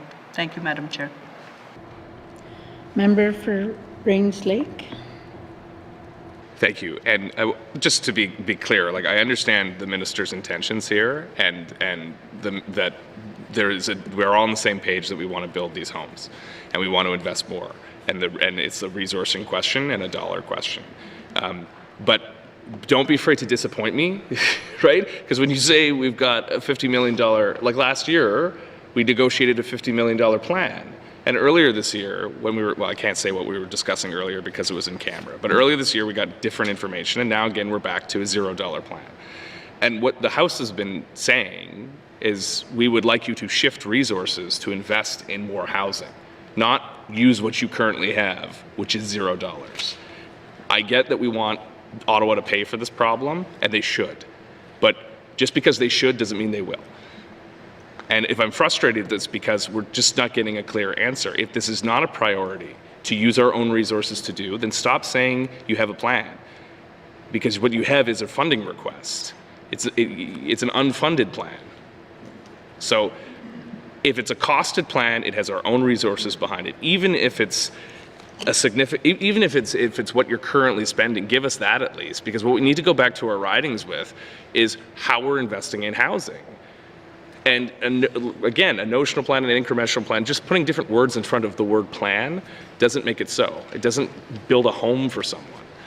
And you know, I'm concerned about this piece because it's like shadow boxing around what's really going on here. And I just wish we had some clarity so it wasn't so confusing. Because I feel like in year 4, we're finally going to be told, yeah, there was no money all along. Sorry, guys. Maybe next assembly. The rate we're going, that's exactly where we're going to end up. So be clear with us. If you don't have money behind this plan, well, you have been clear. Thank you, Minister. We'll work with you to support this. We'll work with you on any application. But more importantly, when when members of the Assembly keep saying shift resources towards the housing priority, the expectation is that will happen. And when you tell us, well, we have things in the works, we're planning on things, we assume that's what's happening. And now that's not what we're being told. So of course, I'll give time for the Minister to respond. But I guess the fundamental question is this government shifting its spending priorities to invest more money into housing? And let's be clear, is the government going to shift its spending priorities to put $50 million of housing in per year until the end of this assembly? Thank you. Just a reminder to members to speak to the chair when you're addressing the minister. We have to speak through me. So, Minister of Housing and WT. Thank you, Madam Chair. If I want to be clear, there's no money for additional housing units to be built. Nothing has been approved. But housing still has a responsibility to plan in place if there's federal funding and if it's approved. The budget today is the budget that you're reviewing and asking questions on. You've had this for how many weeks? We've presented this to committee. We've gone through it. So there was an opportunity then as well. And perhaps President Kelly can provide you more information on what's being done over the next year. Thank you, Madam Chair. President of NWT Housing. Thank you, Madam Chair. So the capital budget provides what housing NWT what the GNWT funding is for housing in the Northwest Territories. We are spending our money on those things, the money that we have received. We also, in this budget, have a supplementary internal resources investment where I think the member is interested in how are we reinvesting some of the money that we have on the capital side, and there are investments in that vein. The challenge is that there's not enough money to meet the gap that we have to address the public housing gap that we have. And so the planning that we're doing is, should we get the money, we would be able to be ready to have shovel-ready projects and be able to move forward with addressing that public housing gap. So yes, the corporation's money is going towards building new units, for sure, and any federal money that we're getting is also doing that. Anything that we have left over for internal resources is also going towards that. And then we have this plan for how we would address the public housing gap should we get more money. Thank you, Madam Chair. Members, I just want to remind you we're on the key activity of housing services, and please keep your questions to housing services. Thank you. Member for Range Lake. No, thank you, Madam Chair. Next, I have a member for Frame Lake. Thank you very much, Madam Chair. Certainly appreciate my colleagues' hard work, although they've pulled a bunch of questions out of what I was planning to ask, so I'm having to switch on the fly here. I do appreciate the department clarifying that we are currently looking at we're currently looking at kind of, and I'm assuming they meant kind of approved and moving forward, 147 units before the end of the term of this Assembly. What I would ask, kind of to build upon some of the comments that have already been made. You know, we had a good discussion about the 50 million over 3 years, 150 million, I want to be clear.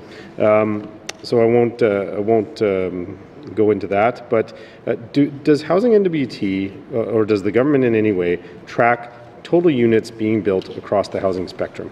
Because I am curious to know, you know, we've talked a lot in this House, and we've heard from Housing NWT, we've heard from all the different presenters to the Standing Committee on Social Development that the housing spectrum and the housing continuum, there's a lot more to it than just public housing.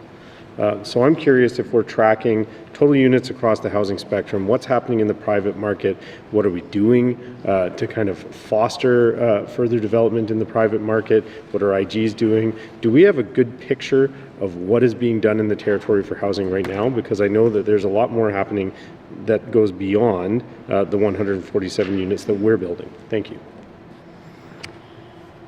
Minister of Housing and NWT. Thank you, Madam Chair.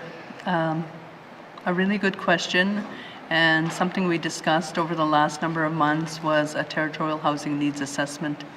And the work that Housing NWT is doing with this territorial housing needs assessment, because making decisions going forward, this assessment will help with those decisions. And perhaps I could ask the President Kelly to provide more insight to the territorial housing needs assessment. Thank you, Madam Chair. President Kelly, Housing NWT. Housing needs assessment, the quantitative work is complete. We're just about to finalize contracting for the qualitative work, where folks will go and speak with community leaders as well as Indigenous leaders from their perspectives related to housing, which will be one way that we can gain some of the information that the member was asking for.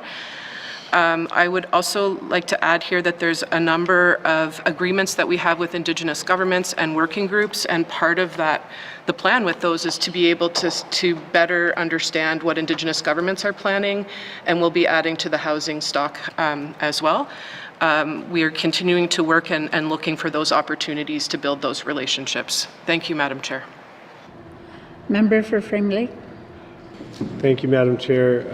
I certainly don't want to belabor the point too much, but do want to note that you know, the level to which the department would be able to bring back numbers for committee to review, that would be very appreciated. I know that they probably don't have them off the top of their heads right now, but certainly, you know, one could simply take a drive around Yellowknife, count all the different units that are being built. So I would be curious if the department could kind of put together some information for us, because I think it would help us get a better picture. I appreciate them bringing up the needs assessment itself. I know that know the exact date, but I believe that the goal to get that done is spring 2025. Can the minister give us an update on where we're going with that goal and when we can expect to see the needs assessment completed? Thanks. Minister of Housing and WT. With the territorial housing needs assessment, this is something that we can share with committee.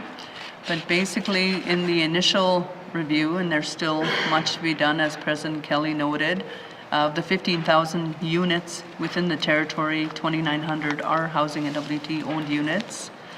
And of that, based on the initial assessment, 700 more units are required throughout the Northwest Territories, both private and housing and WT. So this is just the initial assessment with that report that we can share.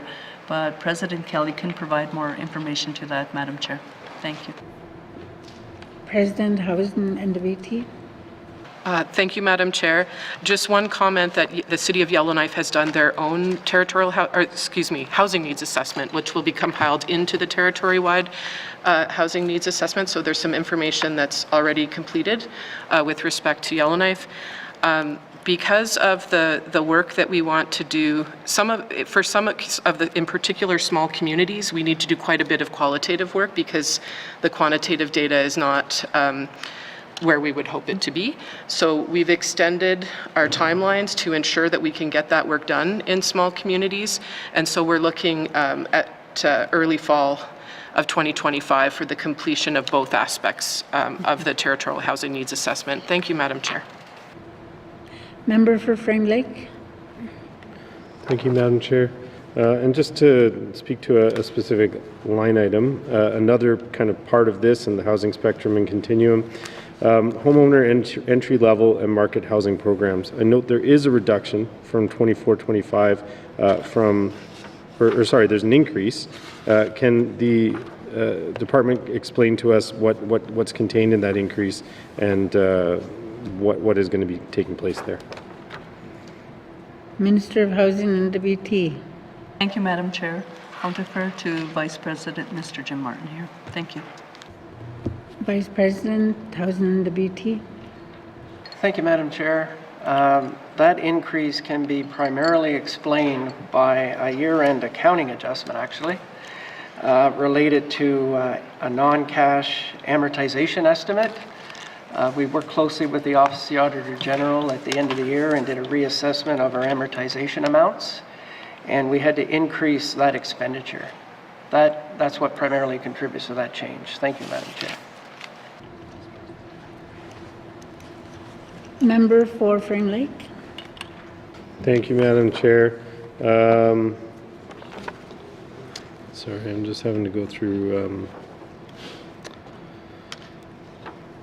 I think that's it for kind of business plan related questions for me. I'll ask my specifics on the next pages. Thank you.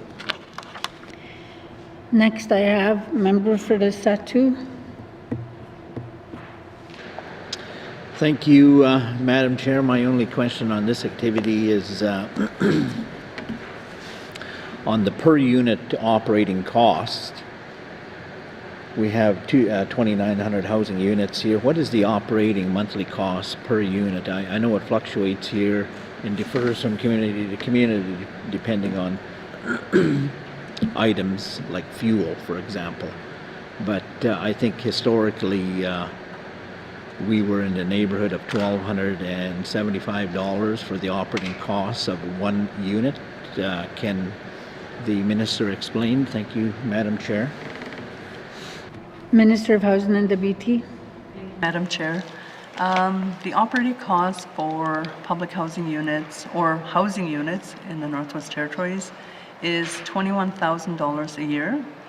Housing NWT spends approximately $30 million a year just in utilities in it alone. Thank you, Madam Chair. Member for the Satu. Thank you, Madam Chair. As I mentioned, that's the only question I had on this activity, Mussy. Thank you. Next, I have a member for Nuvik Boot Lake. Thank you, Madam Chair. Madam Chair, I'm following up sort of on my colleague from Range Lake, and I'm looking at the annual report from 23-24. The annual report as of March 31st, 24, and it shows in there, I think that if I'm correct, that Housing Corporation or NWT Housing had started the year with a $40 million surplus, ended with an $88 million surplus, Madam Chair. I'm just wondering if that funding or any of that funding has been considered as part of the incremental plan that the minister has spoke to, and if not, what is the plan for what's the plan coming in for that surplus, and kind of where does it sit now, Madam Chair? Thank you. Minister of Housing and WT. Thank you, Madam Chair, for that detail. I'll just ask President Kelly to provide that information to the member. Thank you. President Kelly. Thank you, Madam Chair. So yes, any of the surpluses are rolled over and used for capital ongoing. I think it's important to recognize that we have received large amounts of funding upfront from CERNAC and CMHC, about $135 million. What happens is that we get that money sometimes before the builds begin, so they end up getting rolled over until we're able to spend them. So our capital carryover is all allocated for capital projects that are underway or to begin next fiscal. Thank you, Madam Chair. Member for Inuvik-Bootleg. Chair, and I assume that also includes the $6 million in interest that the Housing Corporation also earned from that surplus in there, and that is then carried into the ongoing surplus. Can the minister then, if that's the case, and if that surplus coming into 25 from 24 has been allocated, can we get a kind of list of how much of that is work in progress, Madam Chair, if you will call it, and how much of that is new builds, and what portion is? I understand it's all been allocated. Can we get the information as to what it's been allocated for? Thank you, Madam Chair. Minister of Housing and WT. Madam Chair, we do have an estimated capital carry forward projects at year end, and it just outlines the different builds that are happening throughout the territory, but it also outlines the major retrofits. And we can provide this to the member if he's interested in the information. Thank you, Madam Chair. Member for Inuvik-Bootleg. Thank you, Madam Chair. Thank you, Madam Chair, and thank you to the minister. And we had this conversation last year. Last year, I believe we came in with a $90 million surplus, and there was a little bit of ambiguity around what that was being spent on. I think at the end of the day, it was determined that $40 million was basically work in progress, or $30 million, I believe, Madam Chair, and then $60 million have been allocated to units going forward. It seems to me, if you look back historically, year after year, there's always a significant accumulated surplus with Housing Corp, and it seems like they're holding on to that money rather than spending it, I'd be curious to see what the plan is for that full funding and what that money is going to be spent on, Madam Chair, because we had this debate last year, but it seems that it seems like a big number for the surplus, and it doesn't always seem like it's going to be spent in a timely fashion. Thank you, Madam Chair. Minister of Housing and WT. Thank you, Madam Chair. Again, I'll just reiterate to the member that we are doing our best with the money that we have. We do have a plan in place. We're rolling out different capital projects across the Northwest Territories. There's no holding back of nothing besides our operating dollars that we need to maintain within housing to meet payroll or contractors' cost. We are asking that housing look at all bills, look at operations and maintenance, look at modernization and improvements, and advance those. Thank you, Madam Chair. Member for Inuvik-Bootleg. And yeah, just for clarity, and the minister may have said this, and I apologize if I didn't pick it up. So none of that surplus then is being considered as part of the new plan going forward for the new builds that the member from Range Lake had discussed earlier. Thank you, Madam Chair. Minister of Housing and WT. Thank you, Madam Chair. As outlined to committee in December, we did have an internal resources document that indicated where all surplus funds would go. Thank you, Madam Chair. Member for Nuvik-Bootleg. No further questions at this time, Madam Chair. Next, I have Yellowknife, member for Yellowknife North. Thank you, Madam Chair. To attempt to follow up on my colleague's line of questioning there, I understand that, and first, is the time going to restart there? The time is ticking away. I understand that Housing NWT needs to hold on to a minimum amount of internal resources to ensure that it can manage its payroll and contractor payments. But my understanding is that above and beyond that, Housing NWT has identified net financial assets that are available for reinvestment.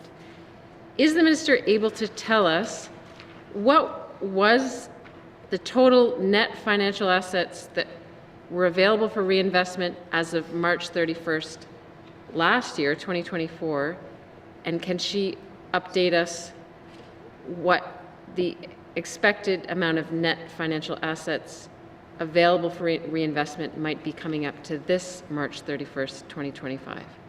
Thank you, Madam Chair. Minister of Housing and WT. Thank you, Madam Chair.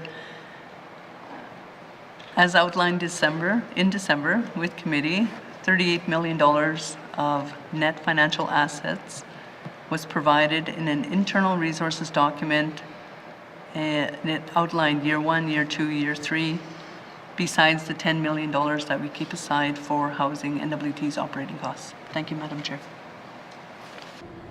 Member for Yellowknife North. Okay, thank you for that. We can establish that as of last year, there was $38.6 million available to be reinvested. Can the minister confirm whether that has now all been spent and that Housing NWT is back down to the minimum amount that it needs to hold on to, just as we said before, for payroll and contractors? Has that 38.6 sort of extra net assets that could be reinvested, has it been reinvested to date? Thank you, Madam Chair. Of Housing and WT. Chair, President Kelly will provide him more information with that. President Kelly. Madam Chair. So every year that there's internal resources, they're reinvested. And if you look in the information item that's part of this main estimates, there is a 2025-26 supplementary internal resource investment sheet, and it will show that $4.772 million will be invested for 25-26. And then there's some notes that explain what those will be used for. So there's that plan, and every year the internal investments are reallocated. Thank you, Madam Chair. Member for Yellowknife North. Thank you, Madam Chair. So Housing NWT's also identified that, it's identified that it has over 130 vacant housing units that need to be repaired and need funding for that repair. Can the minister explain how much has been allocated so far to trying to repair those 130 vacant units, and if more is being allocated this coming fiscal year? Thank you, Madam Chair. Minister of Housing and WT. Thank you, Madam Chair. With the 130 vacant housing units throughout the Northwest Territories, there's more vacant units, but many of them we don't have the funding for to modernize or improve those units. So with 130 units that are outlined, these are in the works of being updated or upgraded, but it depends on funding. Thank you, Madam Chair. Member for Yellowknife North.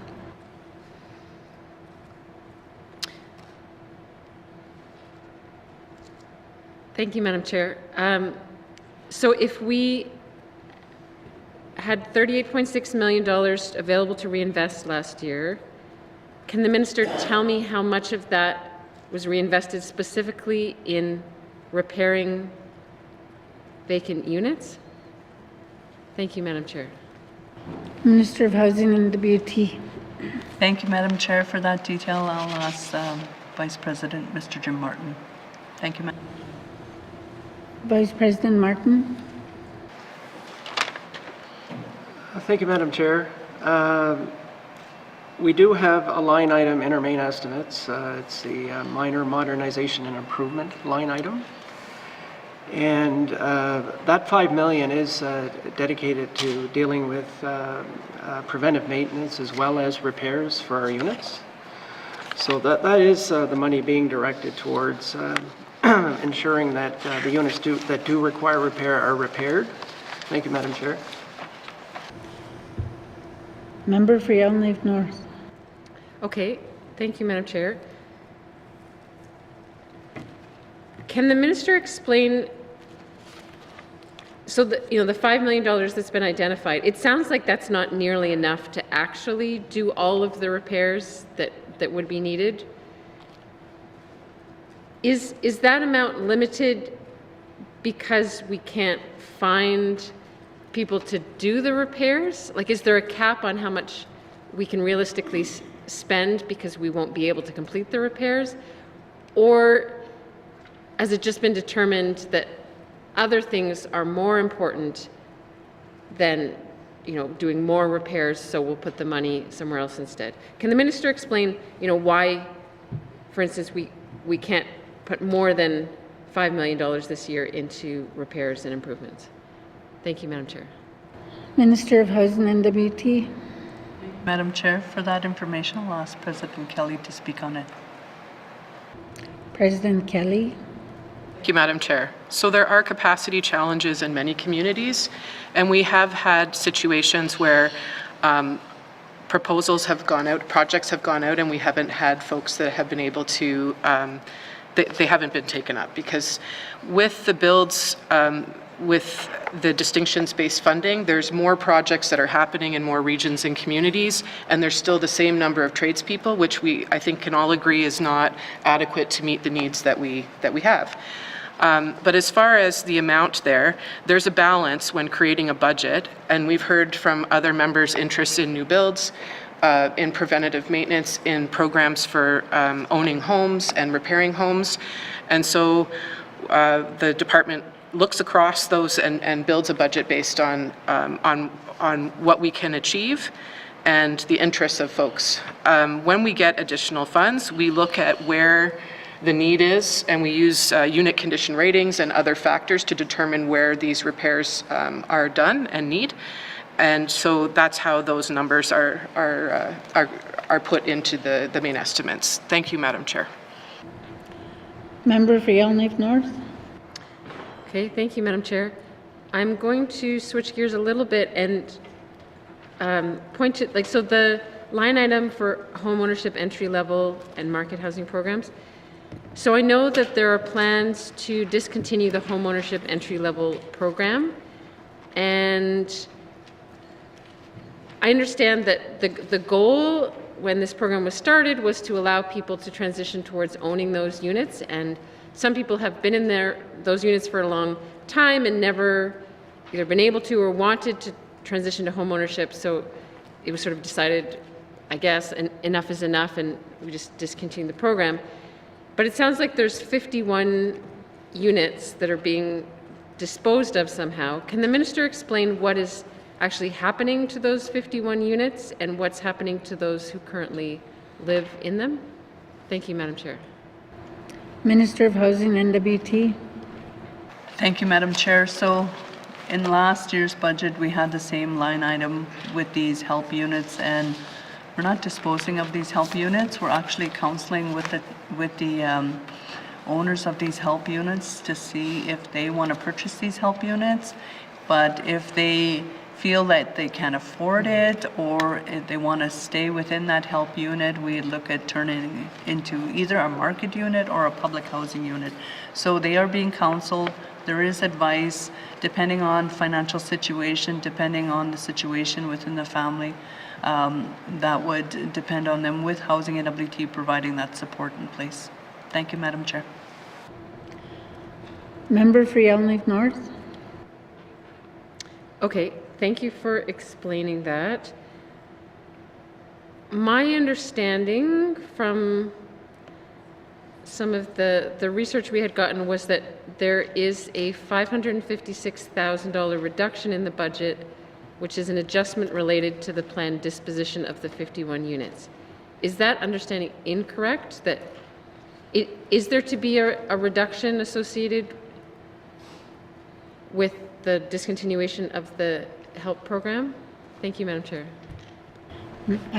Minister of Education, no. Minister of Housing and WT, sorry. Thank you, Madam Chair. Mr. Jim Martin here will provide more information with the HELP unit disposition. Thank you, Madam Chair. Vice President Martin. Thank you, Madam Chair.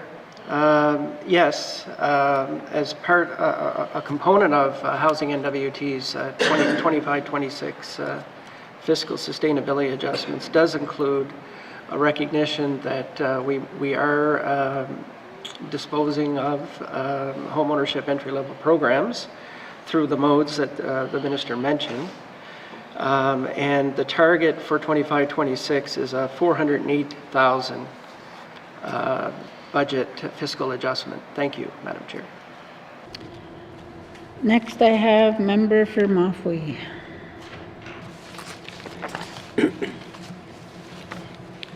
Thank you. Thank you, Madam Chair. If we're still on page 387, public housing program. From last fiscal year, it went down.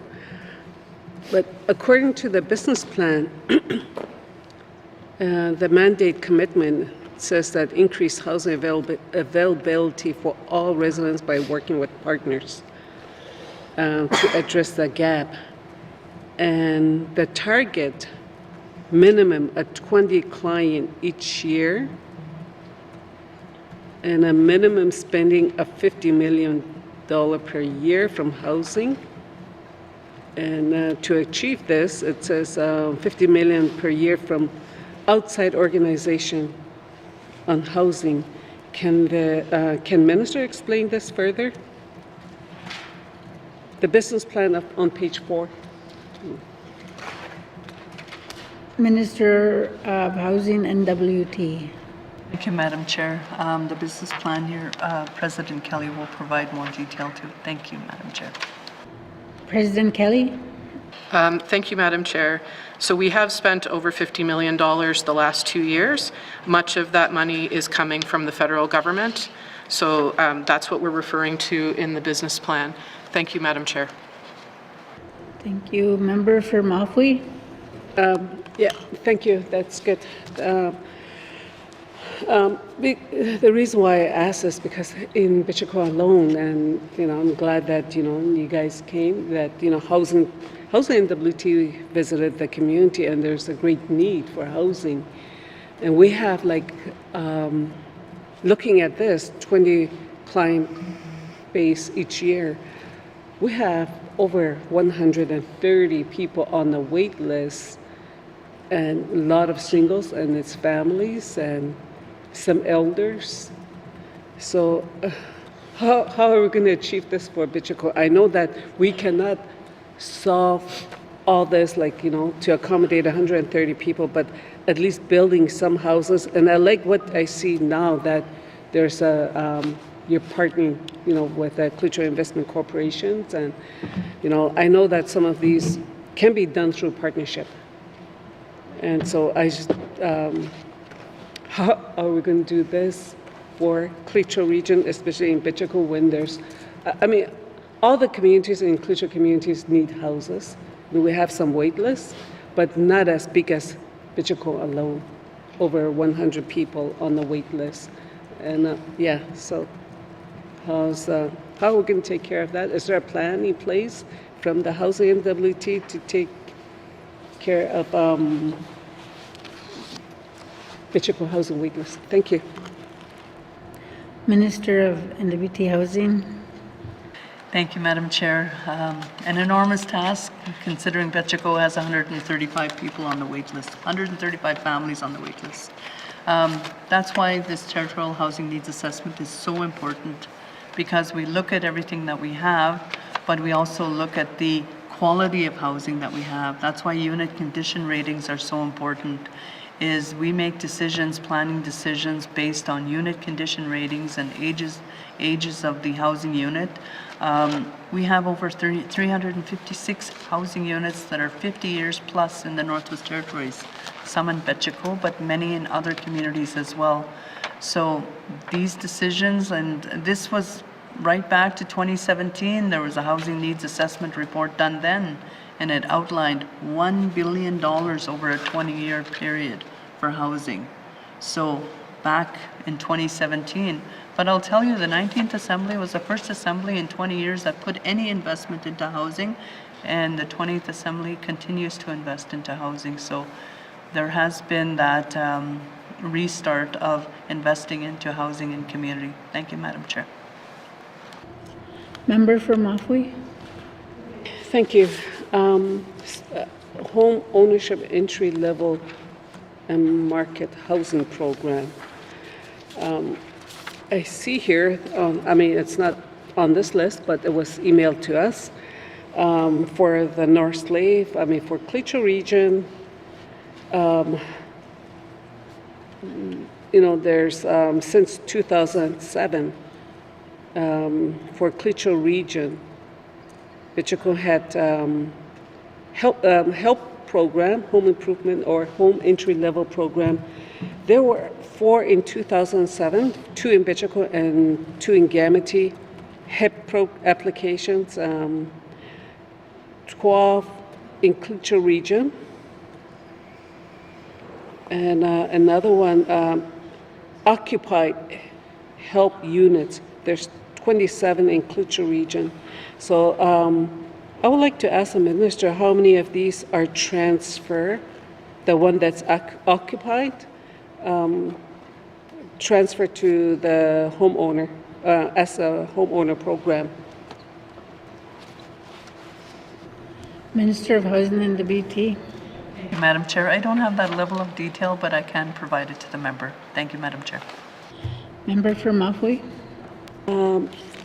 Okay, well, I'll send her an email on this after, just so that I can get the number of how many in my region are successfully or were successfully transferred to homeowner. And you met some of the people, the potential that are still in the HELP program, and they want the unit to be transferred over to them so that they can start doing their own constructions, fix up the unit that they have resided in for many years under the HELP program.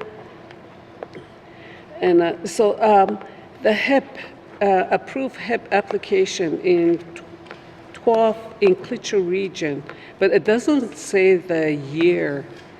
So I want to ask the minister, I mean, maybe she might not have the numbers, but I can email her to see how many of these HEP application program are still paying the mortgage within the Cleacho region. There's 12 in Cleacho region. Thank you, Minister of Housing and WT. Madam Chair. Honestly, I really appreciate these questions, but this level of detail is like very down, nitty-gritty detail that we can provide, but it would take some work to provide that. Thank you, Madam Chair. Member for Mafui. Okay, thank you. I would like to get that information too as well, because I know there's a lot of people that are asking, and there are some market rental, and you've seen that, and then a lot of people are living in some of those old units from the 70s and early 80s. They would like to become a homeowner or of those units. So you said, you're transferring some of the HELP program to people under the HELP program. So I just wanted to ask the minister if they can explain how are they determining the price of these units.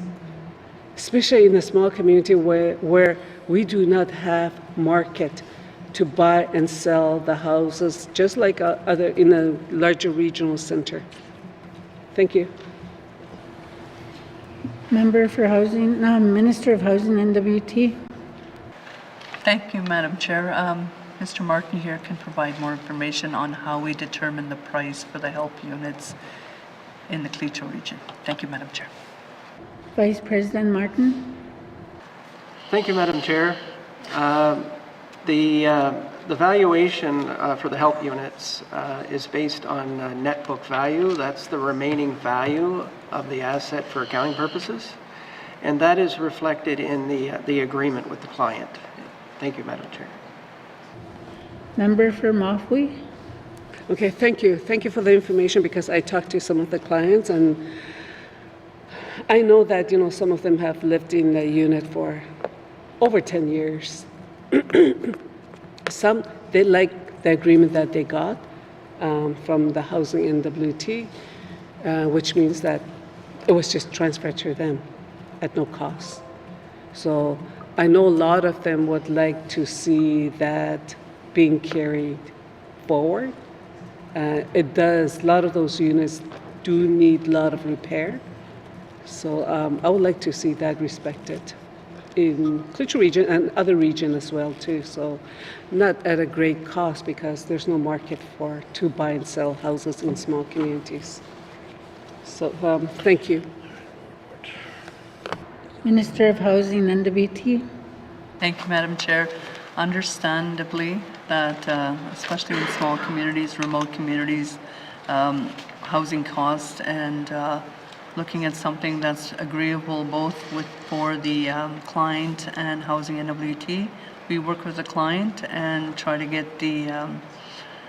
to provide them the best counsel. Thank you, Madam Chair. No further questions. Call on the member for Nuvik-Bootleg. Thank you, Madam Chair. Madam Chair, I move the chair rise and report progress. There's a motion on the floor to report progress. The motion is in order and non-debatable. All those in favor? All those opposed? Motion's carried. I will now rise and report progress.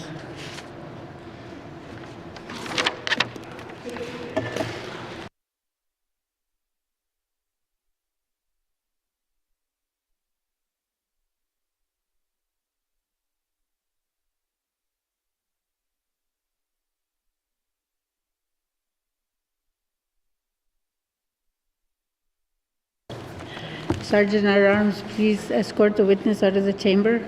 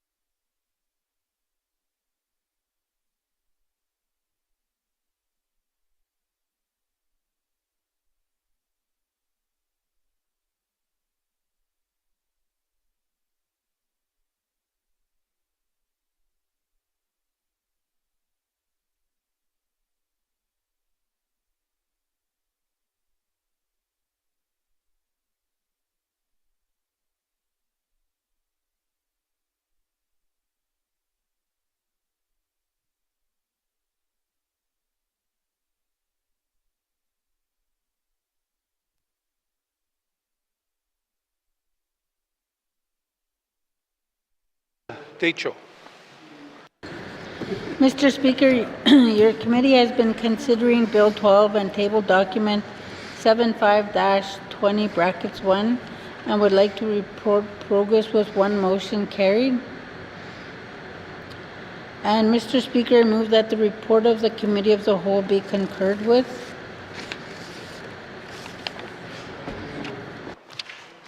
Member from Decho. Can I have a seconder, please? Member from Mackenzie Delta.